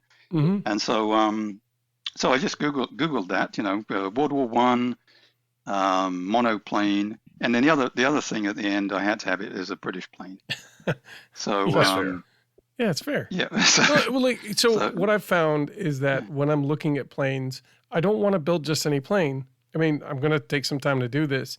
I want a plane that I'm excited about in some way, shape, or form, whether that be I'm curious to see how it flies, I really like the way it looks, or it's like it's a piece of history I'm excited about, and I'd like to see it come alive in front of me. Like that. Those are like the 3 main reasons why I choose to select a plane. Like, okay, I'm gonna design this one, and it sounds like you kind of picked you chose the like, no, this is part of my history. I want to see that come to life. Well, the other thing as well, I didn't really want to do like something that had already been done with foam board. Like the Spitfire had been done, with foam board before, so there was no point in doing something like the Spitfire. So I wanted something that was perhaps a bit unusual type of plane, maybe not a commonly known plane, and so I found the Bristol M1, which turns out it was the only British monoplane that went into service during World War I. So that was interesting as well. A little bit of history there. So I started to do some. Basically do some research. There's a few balsa plans out there for this plane. And then I looked at those, but they, I didn't want to base it on somebody else's plan. So I decided to see if I could find some plans that were based on the full scale plane. And it turns out there's a it's not really a museum, but it's a collection a private collection in the UK, and they built a replica of this plane, a full-scale replica of this Okay. plane. It's called the Shuttleworth collection. Yeah. And I've seen it. I think you shared some of the pictures with our Discord group, but you're not the first person to suggest hey, go there because they've got this interesting plane. I can't remember which plane I was looking at over there, but yeah, Shuttleworth collection has come up more than once for me. Yeah, I mean, there's very few of these planes that still survive. Mm-hmm. And I think this is the only flying. It's a replica, of course, but they still fly it. Mm-hmm. The Shuttleworth Museum, it's not really a museum, but a collection, it's kind of like a family day out. You can go there and they have flying events and they have vintage cars and so I decided to contact them, and they sent me an email back, and they said I went just basically through their PR channel. Mm-hmm. And then they put me in touch with with some of the team that built the replica, and wow. they provided me with original plans, or copies of the original plans. That's awesome. Yeah, it is. Yep. And so they were, really that was, that made it even more interesting, because now I had these, plans that had been designed or written, drawn out in, dated 1917. Yeah. And then so based on those plans, there was pretty much the three views, the top view, the front view, and the sort of side view. I started to work out a scale, and then based on the criteria that, in the challenge, decided on a 1/9 scale. It would have been nice to build a 1/6 scale, but that would have required obviously a bigger motor and larger wingspan. Mm-hmm. So I ended up with a 40. I think it was a 41-inch wingspan. Okay. And so they basically went from there. I made the wings were fairly easy to design. They were kind of almost like a reversed Spitfire design. Yeah. I mean, it's a Clark Y airfoil, more or less. But the interesting thing about this plane is it's got a round fuselage. Yep, that was definitely a challenge. Yeah. So basically, what I did is, and I think a lot of the some of the community builds have done some similar things. They built a core, and then you build formers. Right. Similar to what you would do with balsa wood. Right, and then you just sort of wrap foam around it and glue it down, and then kind of just trim it. I actually used poster board. Okay, so did you follow the technique that the Niscotas described, more or less? Don't think so. Okay, because I mean that's what I think that's what Jack does. He takes whatever shape and then he makes formers, but he makes sure that there's an extra foam board thickness around it, around whatever the former is, and then he wraps poster board around it, and then he'll basically make half of a plane, and then he'll hold it up to the light and do cuts, and then he'll say, okay, now whatever that shape is, I'm going to mirror that, and that whole thing is that's my one skin section, and then I go to the next section. I guess clarify for me real quick. Your fuselage, because it is rounded, is that foam board? Like, is the shell of the fuselage, the skin of the fuselage, is it foam board or is that poster board? It's poster board. Then no, he's okay. Yeah, no, you're using a different thing, right? So you're just making it out of foam board, which works out great too. Out of poster board. It was a lot easier. Poster board. It was. Okay. In fact, the way I did the front part was fairly straightforward, because it's just a square sheet of poster board, folded around. It's like a cylinder. Yeah. That was the easy bit. But then the rear part I built in like two sections, because it kind of curves. So from the cockpit, it sort of curves towards the tail. Yep. And I couldn't do a curve. I couldn't do a curve in that direction, so I did it in two sections. Right. And the way I designed it in the end, and this probably took me most of the time in the whole build process. I actually made a 3D model of each section. Okay. I used Onshape. It's onshape.com. It's Okay. a 3D. It's a free. It's a what is it? A browser based 3D modeling.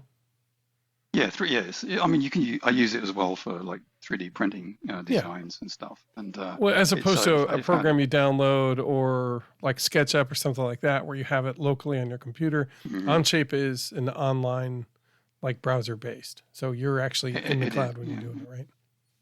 Yeah, it is. It is all in the. And I mean, they have a commercial license, but you can.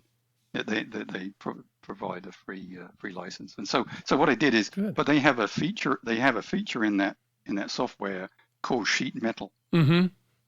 Okay, so when you make a 3-dimensional object, and so I basically made like a cone, two cones, and then I used the sheet metal option to unfold the surface area of the cone.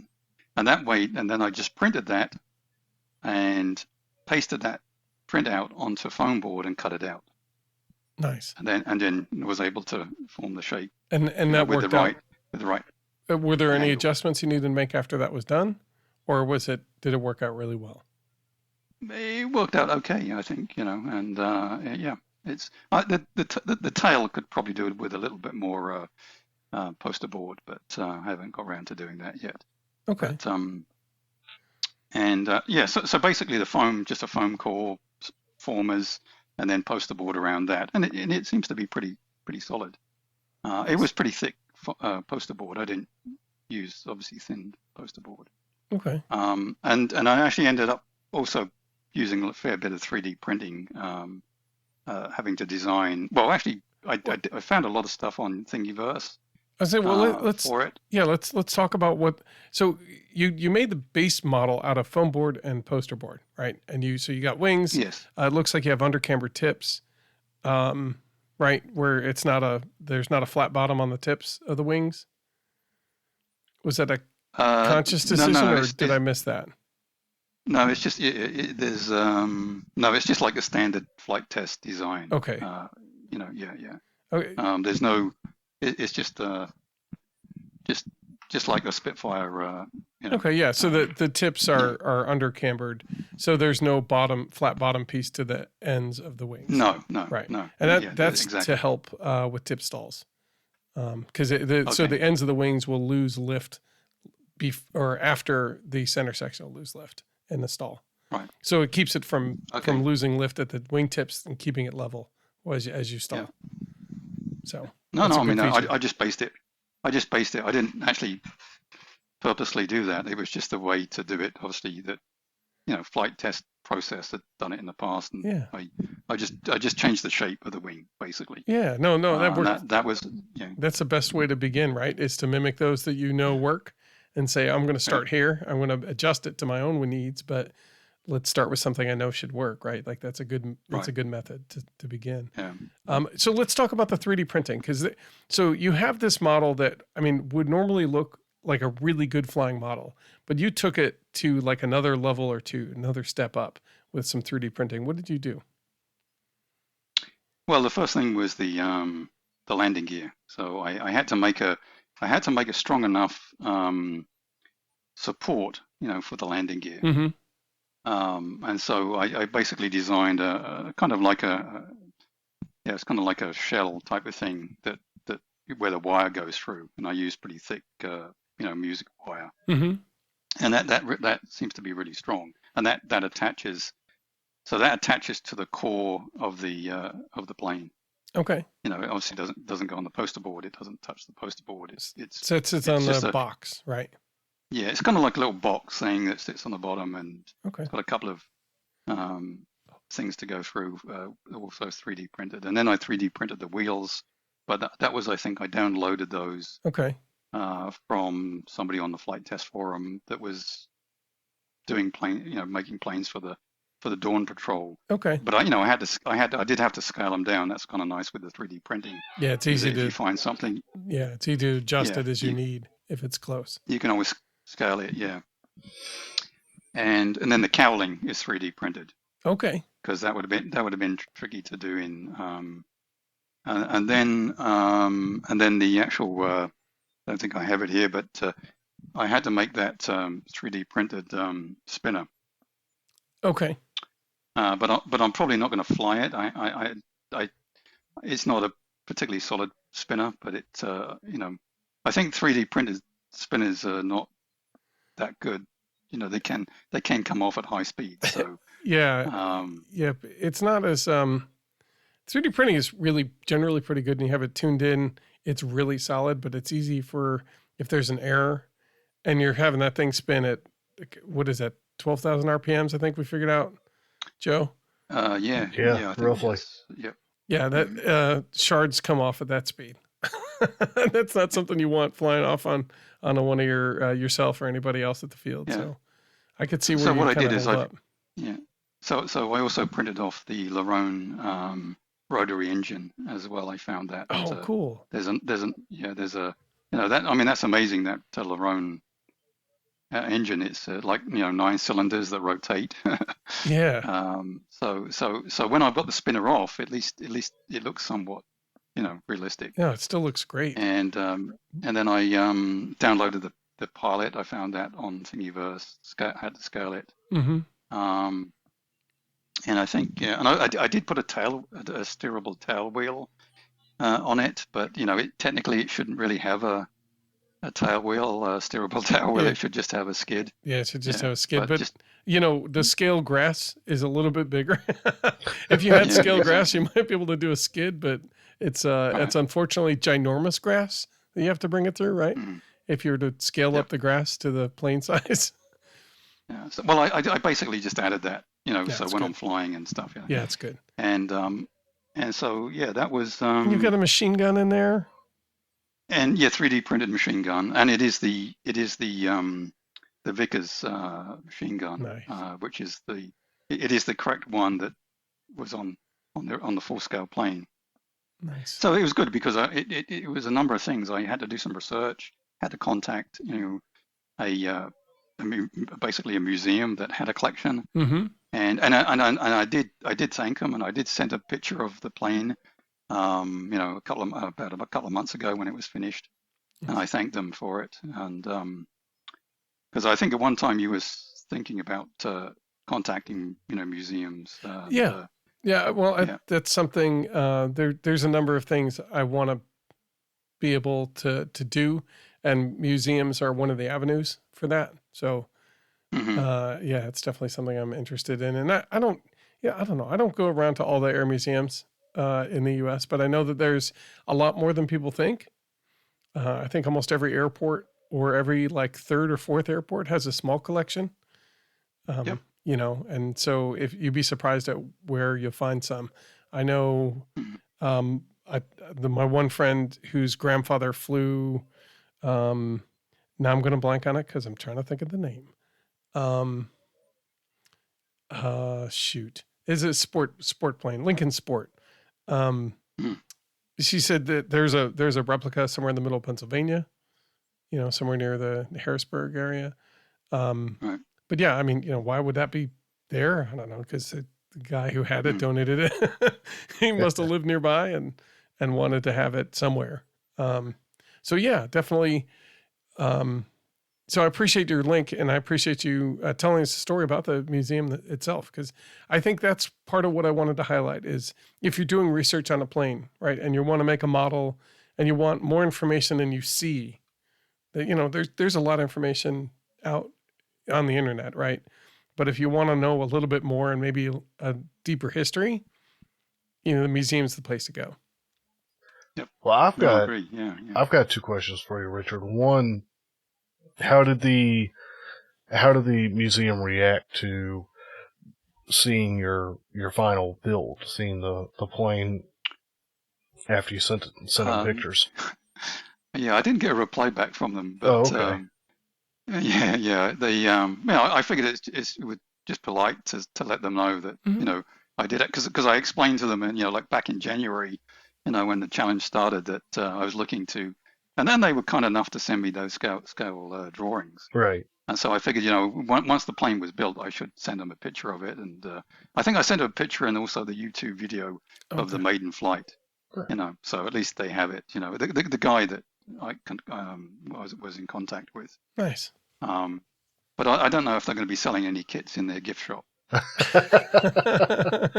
You didn't put in their kits upon request?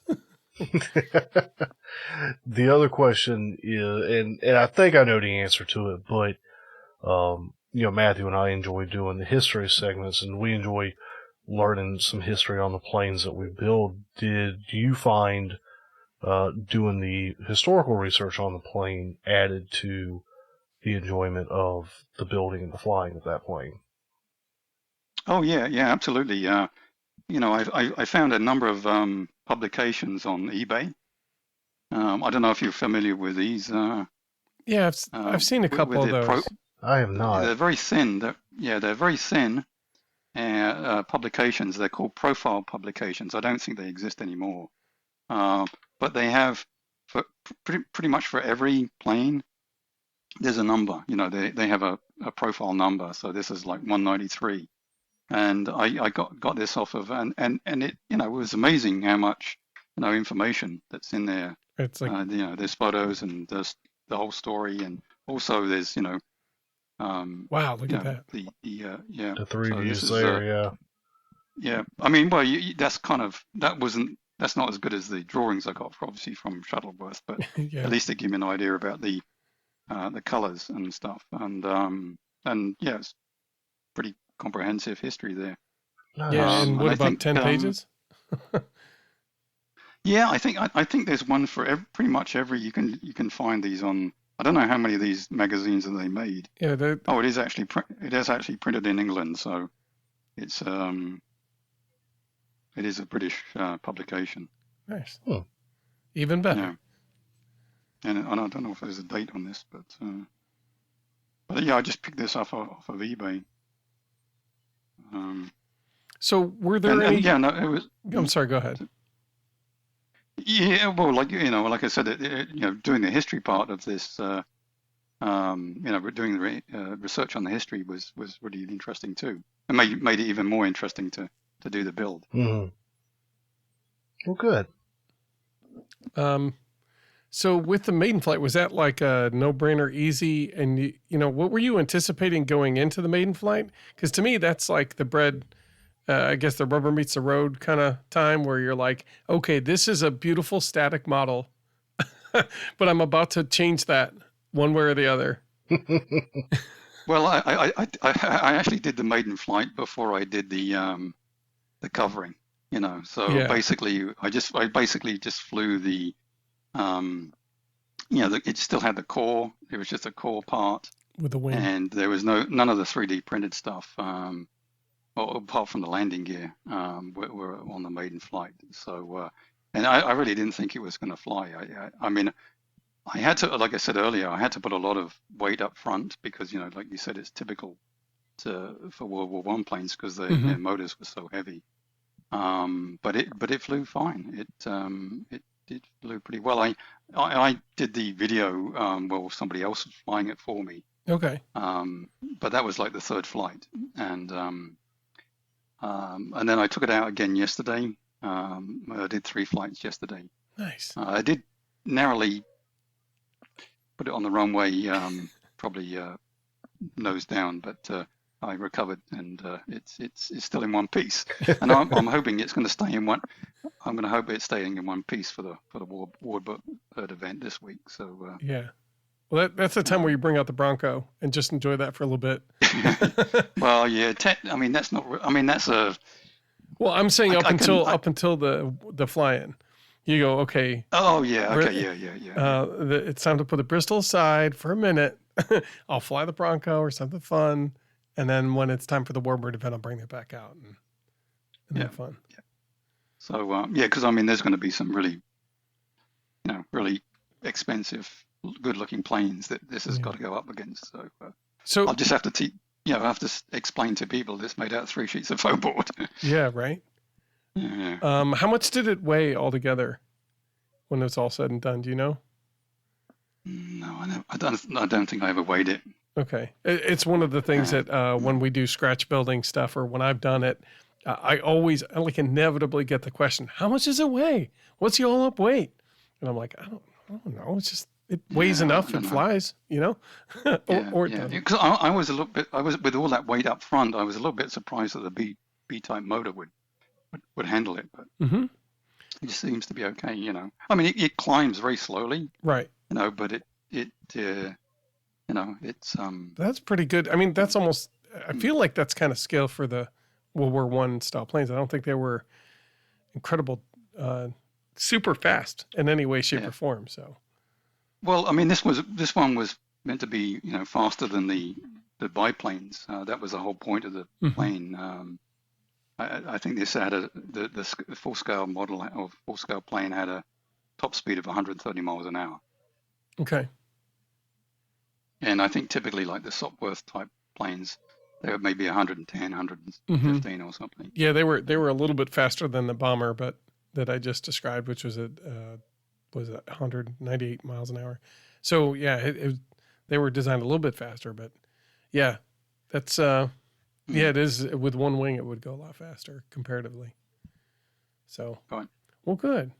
Okay, so now that you've gone through the process, did you find that you enjoyed the whole thing from beginning to end, or is there like a part of it you liked and a part you're like, I don't know, if I have to do it again, I probably won't do that part again. What were your takeaways from that design Yeah, process? I think the design went fairly quick up until like the, you know, the covering at the back. It was I had to go through that. It took me about 3 weeks, I think. Yeah. You Jeez. know, yeah. I mean, just playing around. Because I had to learn how to use some of the CAD tools. I'm not a, you know, my background is not with CAD, Hmm. so you know, it took some learning, bit of learning of the CAD program. Yeah, after and learning Um, any new tool set takes a little bit of time.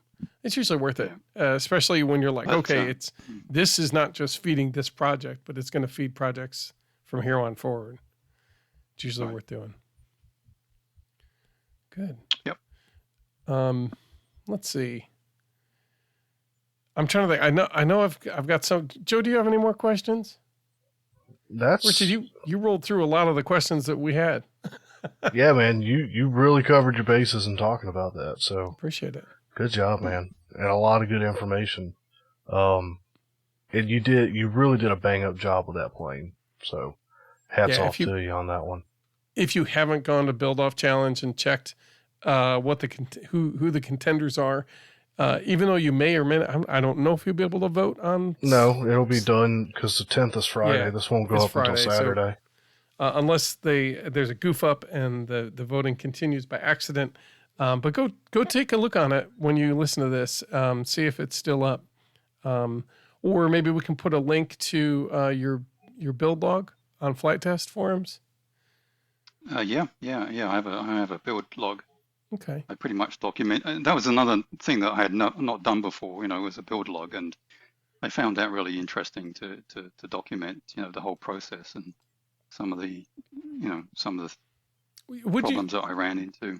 would you think about that? Yeah, describe that process to me. I'm like, I know it's what I do, and it was because Hmm. that first challenge that I got sucked into, much like you got sucked into this one. Right. One of the requirements was you have to put together a build log, and there's a certain requirements, and it was put together history. That's kind of where I got like, oh yeah, adding history to your design process, no matter what plane you're putting together, like to me it Hmm. added. Um, so to putting together the build log was a new adventure, and I went, that's actually a really good idea because I would forget half of what I did if I hadn't Hmm. just wrote it up like when I was done that day. I just took a handful of pictures of this and that along the way, and I was like, okay, well I'm done. Let me write it up real quick, attach the photos, and then like 2 weeks later, I'm like, what did I do? I could go Hmm. back and take a look. What was your experience? Yeah, I think. Well, actually, because I was posting stuff on on your Discord server. Mm-hmm. So usually when I posted, if I posted like an update or something, I thought, oh, I'll also update the build log. You know, so you know, I did have to remember to do it from time to time, but Hmm. I thought it was a good exercise, and also I read some of the other build logs as well, which was kind of based it on those. Yeah.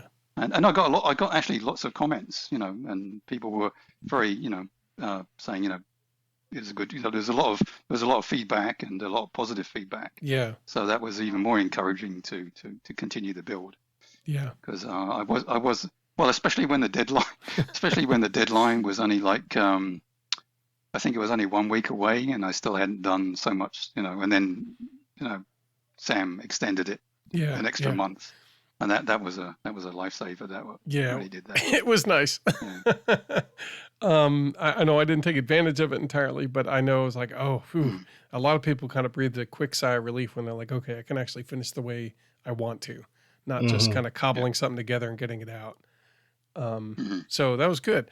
I'm glad to hear that, the build log experience, in my mind, it's integral to building a project. I think it's just helpful for you to kind of, I don't know. The encouragement is helpful when you hit that point in the project where you're like, oh, I don't want to, or, Mhm. oh, this is that part I don't like. Having people go, no, this is awesome. I can't wait to see it finished. And you're like, yeah, me neither. You're right. At least that's been my Yeah. experience. It sounds like it was similar for you. Yeah. The only embarrassing thing I have in my build log is that someone posted a picture of this guy, and I thought, he didn't. There's no explanation, no text, and I said, what I said underneath it, in the reply text, I said, what does this guy have to do with the Bristol M1?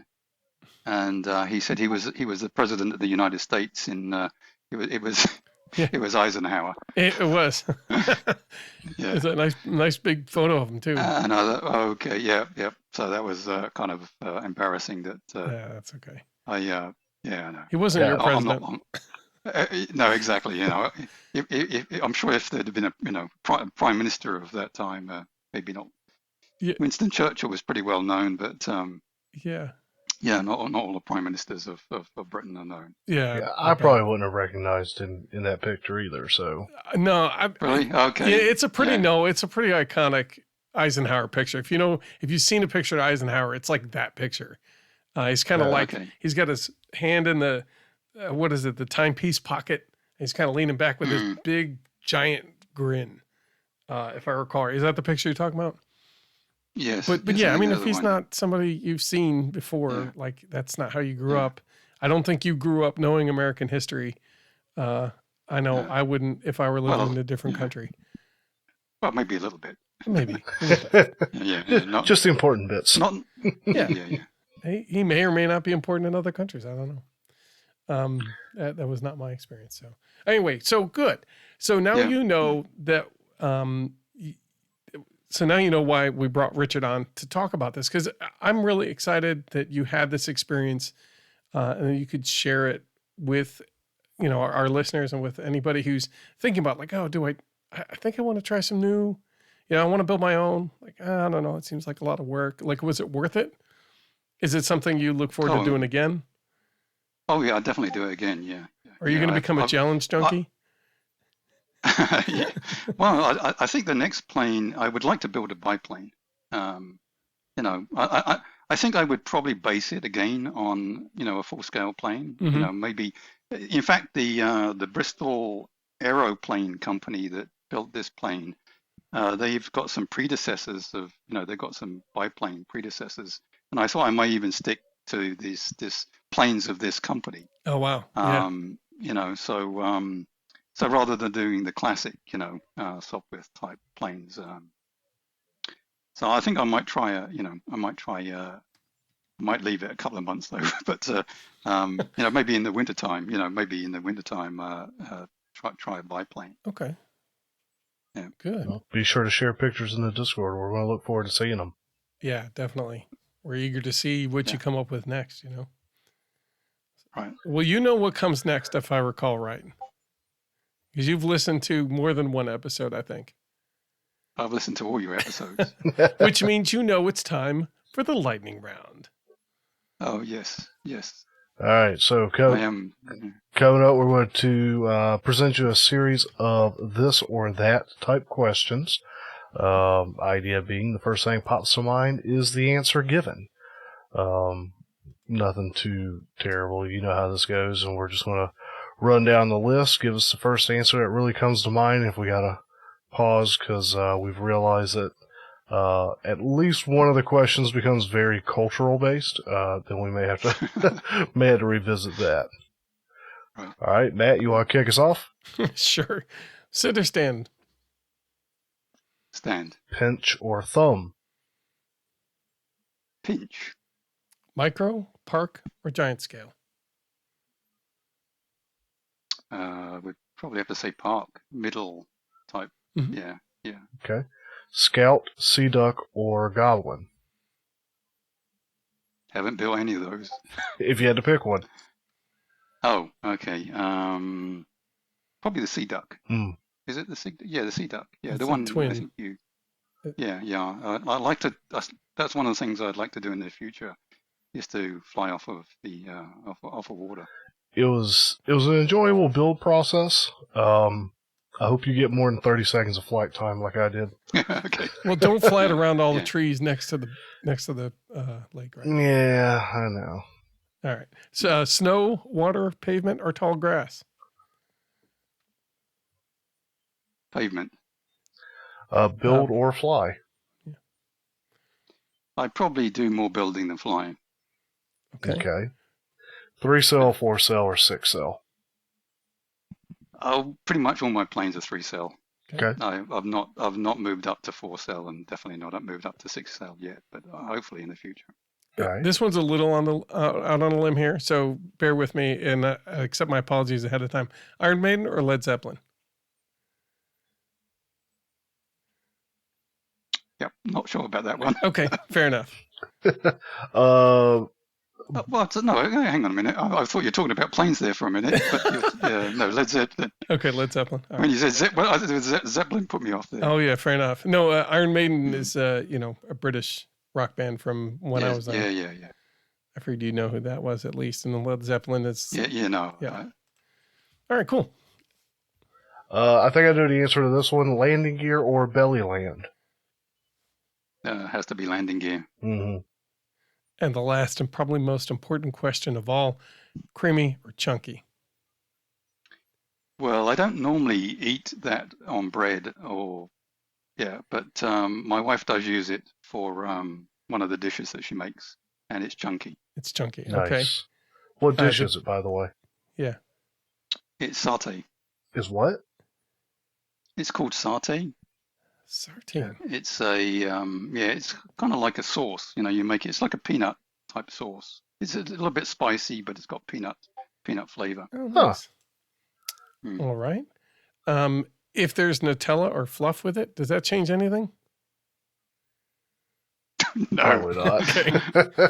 No. Well, actually, my kids did like Nutella. Yeah. They that's like a chocolate spread, isn't it? Yeah, It's a hazelnut. Yeah. It's a hazelnut chocolate spread. Yeah. Mhm. Yeah. They did like that. Britain, we tend to, as kids, you grow up on Marmite, Marmite or marmalade. Okay. Mm-hmm.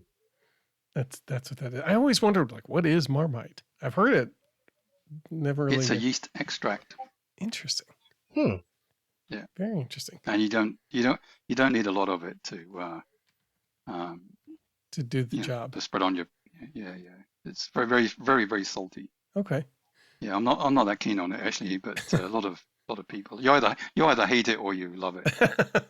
Yeah, it's either a childhood love or please no more. All right, well, good. Well, congratulations. You've just made it through the lightning round. Well, good job. Okay. Why don't we briefly go over our workbenches, and then I think we've kept Richard long enough. We can work on getting out of here. Sounds good. Richard? Richard, you What's got on your anything going on your workbench? Well, apart from getting the planes ready for the warbirds, the next step is to basically finish. Well, put back all the parts that I've stolen out of my other planes. Mm-hmm. I really need to get all my planes, like, some of them don't have motors, some of them don't have power pods and stuff. So I need to get the planes. I have about 12 planes, I think, maybe 12, 13 planes. Oh, wow. Nice. And I need, before I build any more planes, I really need to get them all, equipped with ESCs, motors and stuff. Okay. Okay. Rather than just keeping like a pool of motors or a pool of, radios and stuff and moving them around. I keep, if I must fly this plane. So now, well, let me borrow. I don't have this, so I'll borrow it from one of the other planes. Yep. Yep. I'm You've guilty. probably done that. You've probably done that. Yep. Yeah. So Well, that was the whole point of the swappable series. Yeah. yeah, but swapping the power pod out doesn't. I mean, to a certain extent, it does work, but it really is better just to have it, installed in the plane that you're going to fly. Mm-hmm. Oh, sure. But I mean, when I was first starting out, the thought of having 4 or 5 planes, each with their own full electronics setup, was out of the picture for me. So Yeah, having same the here. ability to fly the Fogey and, if I had built it at the time, the Simple Sora and the FT Delta all off the same motor and power pod, just swapping between, that was ideal. Yeah. I think it was. No, it's a good idea. Yeah, it's a good way to get in But- and see what you like. And then once you do, I think you're right, Richard. After a point, you're like, yeah, I'll get extra motors and just keep them in. Mhm. Yeah, I mean, because then you know which planes you like, which planes you don't Mm-hmm. particularly want to fly again. So I would like to get to a point when I don't have to take stuff out of planes and put them in other ones just to get them off the ground. But it's not so much the cost; it's more so the time, because you're now having to readjust stuff and and then I've got a whole slew of 3D printed planes that I have not made yet. How is that? So you have not. What was your experience of the 3D printed planes? Because I've looked at that and I'm on the cusp of making a couple of them. Basically printing out some lightweight PLA printouts. Is it? Yeah. Well, What's holding you back at the I minute? mean, just the foam planes is really holding me back, and getting ready. I mean, the challenge that distracted me from the 3D printed planes, but it was a nice distraction. Mm-hmm. But the 3D printed planes I have from Eclipse on is I built the Model A because Flight Test had an arrangement Yeah. with Eclipse on, and they were providing a free, basically downloadable set of files. But I crashed that, and that was on a hand launch. So because it didn't have, the free version didn't have undercarriage, Yeah. and I launched it, and it just went into the runway and completely smashed. The trouble with the 3D printed planes is they're made of plastic, so they just break like glass.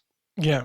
Yeah. Yeah. I mean, They're- if a part isn't touched, you can reprint all the other parts and kind of put it back together. But it takes a long time to print as well. That's another Mhm. thing. I mean, you're not having to do anything. I mean, once you get all the parts printed, Yeah. it's pretty rapid, assembly process. But printing takes, can be anywhere up to like 30, 40 hours of printing. The lightweight PLA is good though. It prints a lot quicker. And but I have the Prandtl wing to build, the V2. I have the files for that. Okay. And all the parts are printed based on some of the, I mean, didn't before I listened to your podcast, I had no idea about that wing and that style of wing. So Yeah. that kind of got me interested in doing that. And so then I saw it on the Eclipse on have a version of it. Mm-hmm. Yeah, and there's a So that's- couple videos of one of the guys who built one. I thought he did a really good job of just showing off kind of how it can fly. Right. It's like, oh, look at that. All right. That's worth printing out. It is printed. I got all the parts printed. I just have to put it together. So I just have to. So what other parts do you need? So once you print out all the pieces, what are some of the other parts that you might want to have on hand for that? Is it just CA? or because I'm unfamiliar with, like, I've never printed a 3D plane. I know some of them require some extra stuff. Which one do they need? Yeah. I mean, basically, you just CA glue the parts together. Okay. Sometimes I'll use some carbon fiber. Okay. Sort of 1 millimeter carbon fiber Okay. to align the fuselage together. Okay, kind of like a pin. Yeah. It's more like a guide than anything. You can use music wire, but carbon fiber is obviously lighter. Yeah, right. And apart from that, no, it's just you need a motor and BSC and battery Nice. and radio, just standard stuff, and obviously propeller. But so the Model A, which was a very basic one, that's a good one to start off with. Mm-hmm. No, that one crashed. I've got the parts built. I've got the parts printed for that Model A replacement. The only thing is that doesn't have a steerable tail wheel, so I'm kind of reluctant to do that one again. Mm-hmm. And then the Model C was a bush plane. Okay. And that looked really good. It flew well, and I was having somebody put it through its paces at the club, and the wings just folded. Oh, that's So they disappointing. just and he wasn't going very fast, but the wings just completely went like this, and it's basically because it didn't have any Spar. struts, and I contacted Clipson, and they said they're coming out with a slightly larger version, and that will have some carbon fiber spars. Okay. In it. You definitely need the carbon fibers in the wing. I found that's similar to what, like the FT Explorer, that wing Yeah. has a tendency to fold if you don't reinforce it. Yep. Yeah. Well, I've had mine. I had mine fold. Yeah. And then I also signed up for that. Well, I also bought their eVTOL. Okay. So it's I have it down there. I have it sort of half built. It's a tail setter. So it's a vertical takeoff tail setter. So I'll have to put some, a flight controller in there, GPS and stuff. The plan is to use it for a search for lost planes. Maybe put FPV in there as well. To look for lost planes at the club. That's a good plan. Always have one of those on the ready. Yep. Nice. And so that's what's on the table. I'm not sure where. And then I would like to build an F-18. Oh yeah. At a foam board. Oh yeah. But did you download Ben Harbor? I think has one that's on the forums. I got his plans. Yeah. Okay. Me too. After the movie, I'm okay. I got that.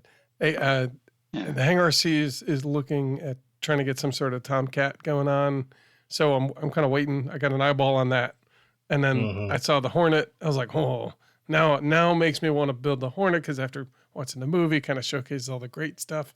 I'm like, oh, yeah. And then there's this Sukhoi 50. Was it 47 or 57? I think. I don't remember which one, what number. But it would be nice to have one of those. Those would be nice. Yeah, I mean, I didn't really think I would ever get into jets, but just the look of that. I mean, I may not even fly it. I may have one of the guys that flies jets at the club fly it, but I would just like to build it. Yeah, it'd be a good experience if nothing else. Is that would that be pretty much? I'll call it like your second Master Series, and the first one being your Bristol. Yeah, I haven't built any of the Master Series. From I haven't. That would I mean, I guess you can call the Master Series. Yeah, it's a very similar build process. Yeah. Yeah. Good. But what else? And I think that's about it, really. Yeah, I think that's all I've got. That sounds like it'll keep you busy for at least a month. No, it's going to keep me busy for, I'm sure, at least 6 months. Okay. Well, I guess we know what we're going to see when we see on the build parties next, whenever that is. I know we're kind of, Joe and I are both kind of putting off, like, telling everybody when the next one's going to be, as we just know we got to focus on flight test or flight fest. Yeah, I was going to say, won't you be at flight? You'll be at flight test. Yeah. I mean, so all I can say is that if you're listening to this, be on the lookout in the build party video channels on our Discord, because I'm going to be in and out of there. I'm going to be building like crazy for the next couple of weeks. Mm-hmm. Um, Just keep an eye there for announcements on when the scheduled build party might be. And we always say, you guys don't have to wait for us to do one. Just put it out there, hey, who wants to build? Or just say, I'm going to be building in build party, and pop in. Yep. You know, I've had random nights that I'm building, and I've had a guy or two pop in and hang out with me and chit chat while I'm working. So, which is awesome.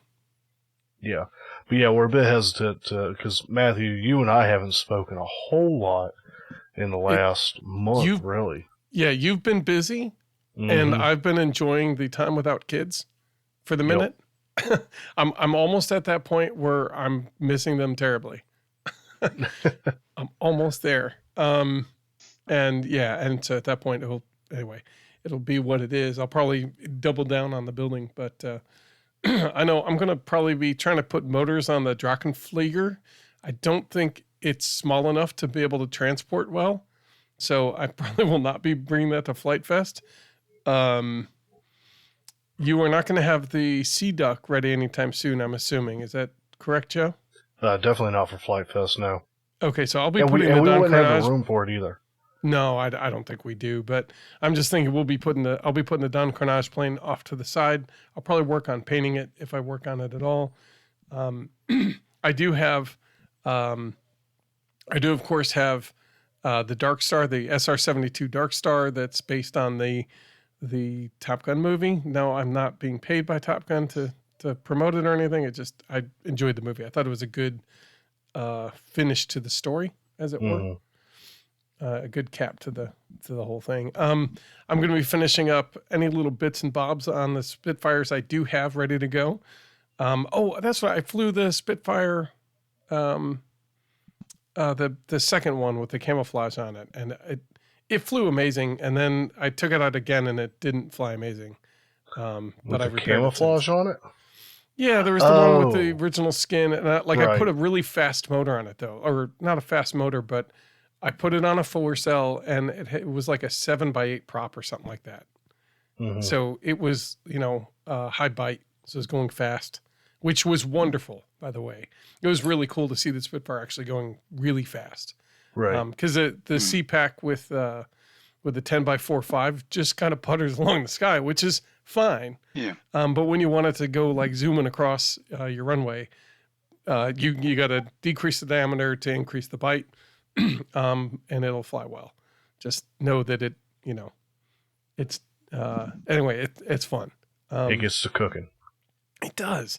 You just got to be careful because it may cook your ESC if you're not careful with it. Between that and I'm trying to think of what other one. I've got the Facet Mobile going on, and I've got that secret plane that I'm working on. So, and then the other one I'm trying to get going is the Synergy. If I would love to have that. I don't know. I don't think I can bring it, but I would like to have it ready to fly. I'd like to have that finished by the time we go. Okay. What about you, Joe? Spitfires. I've got to, I was mentioning earlier, I got to do extensions and get electronics in the first Spitfire. I've got skins done for the second, and I need to get that built and then get all of its electronics in there. And I was really hoping to have a third Spitfire done by Flight Fest, and I don't think I'm going to be able to swing a third one. You're still making me proud that there's two. I'm going to have so much fun. I know. I'm excited. I really am. I can't wait to put those in combat.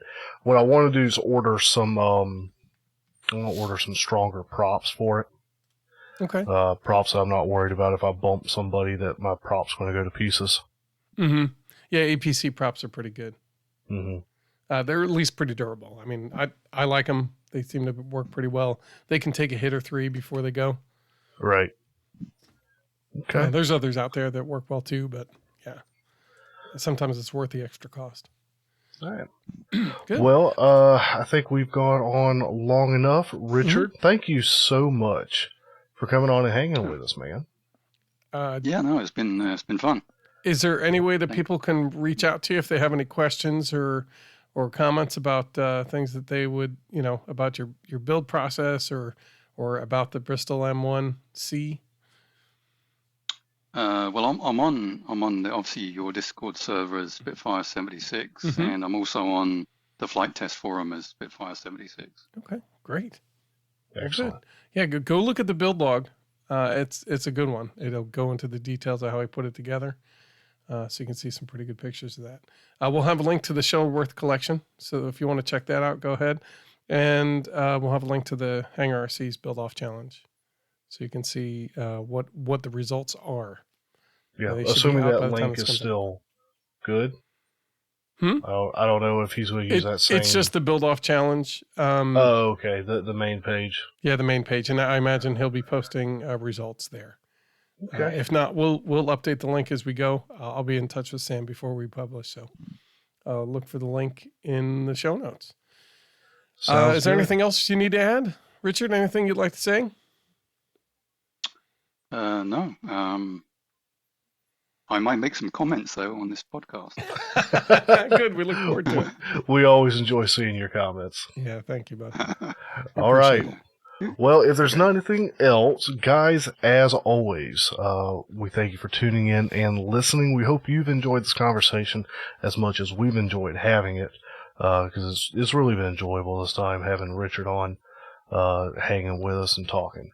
If you have any questions, thoughts, comments, want to share some information, share stuff with us, feel free to reach out to us, aviationrcnoob@gmail.com. You can reach Matthew at aviationrcnoob.com, or you can reach me, Joe, at aviationrcnoob.com.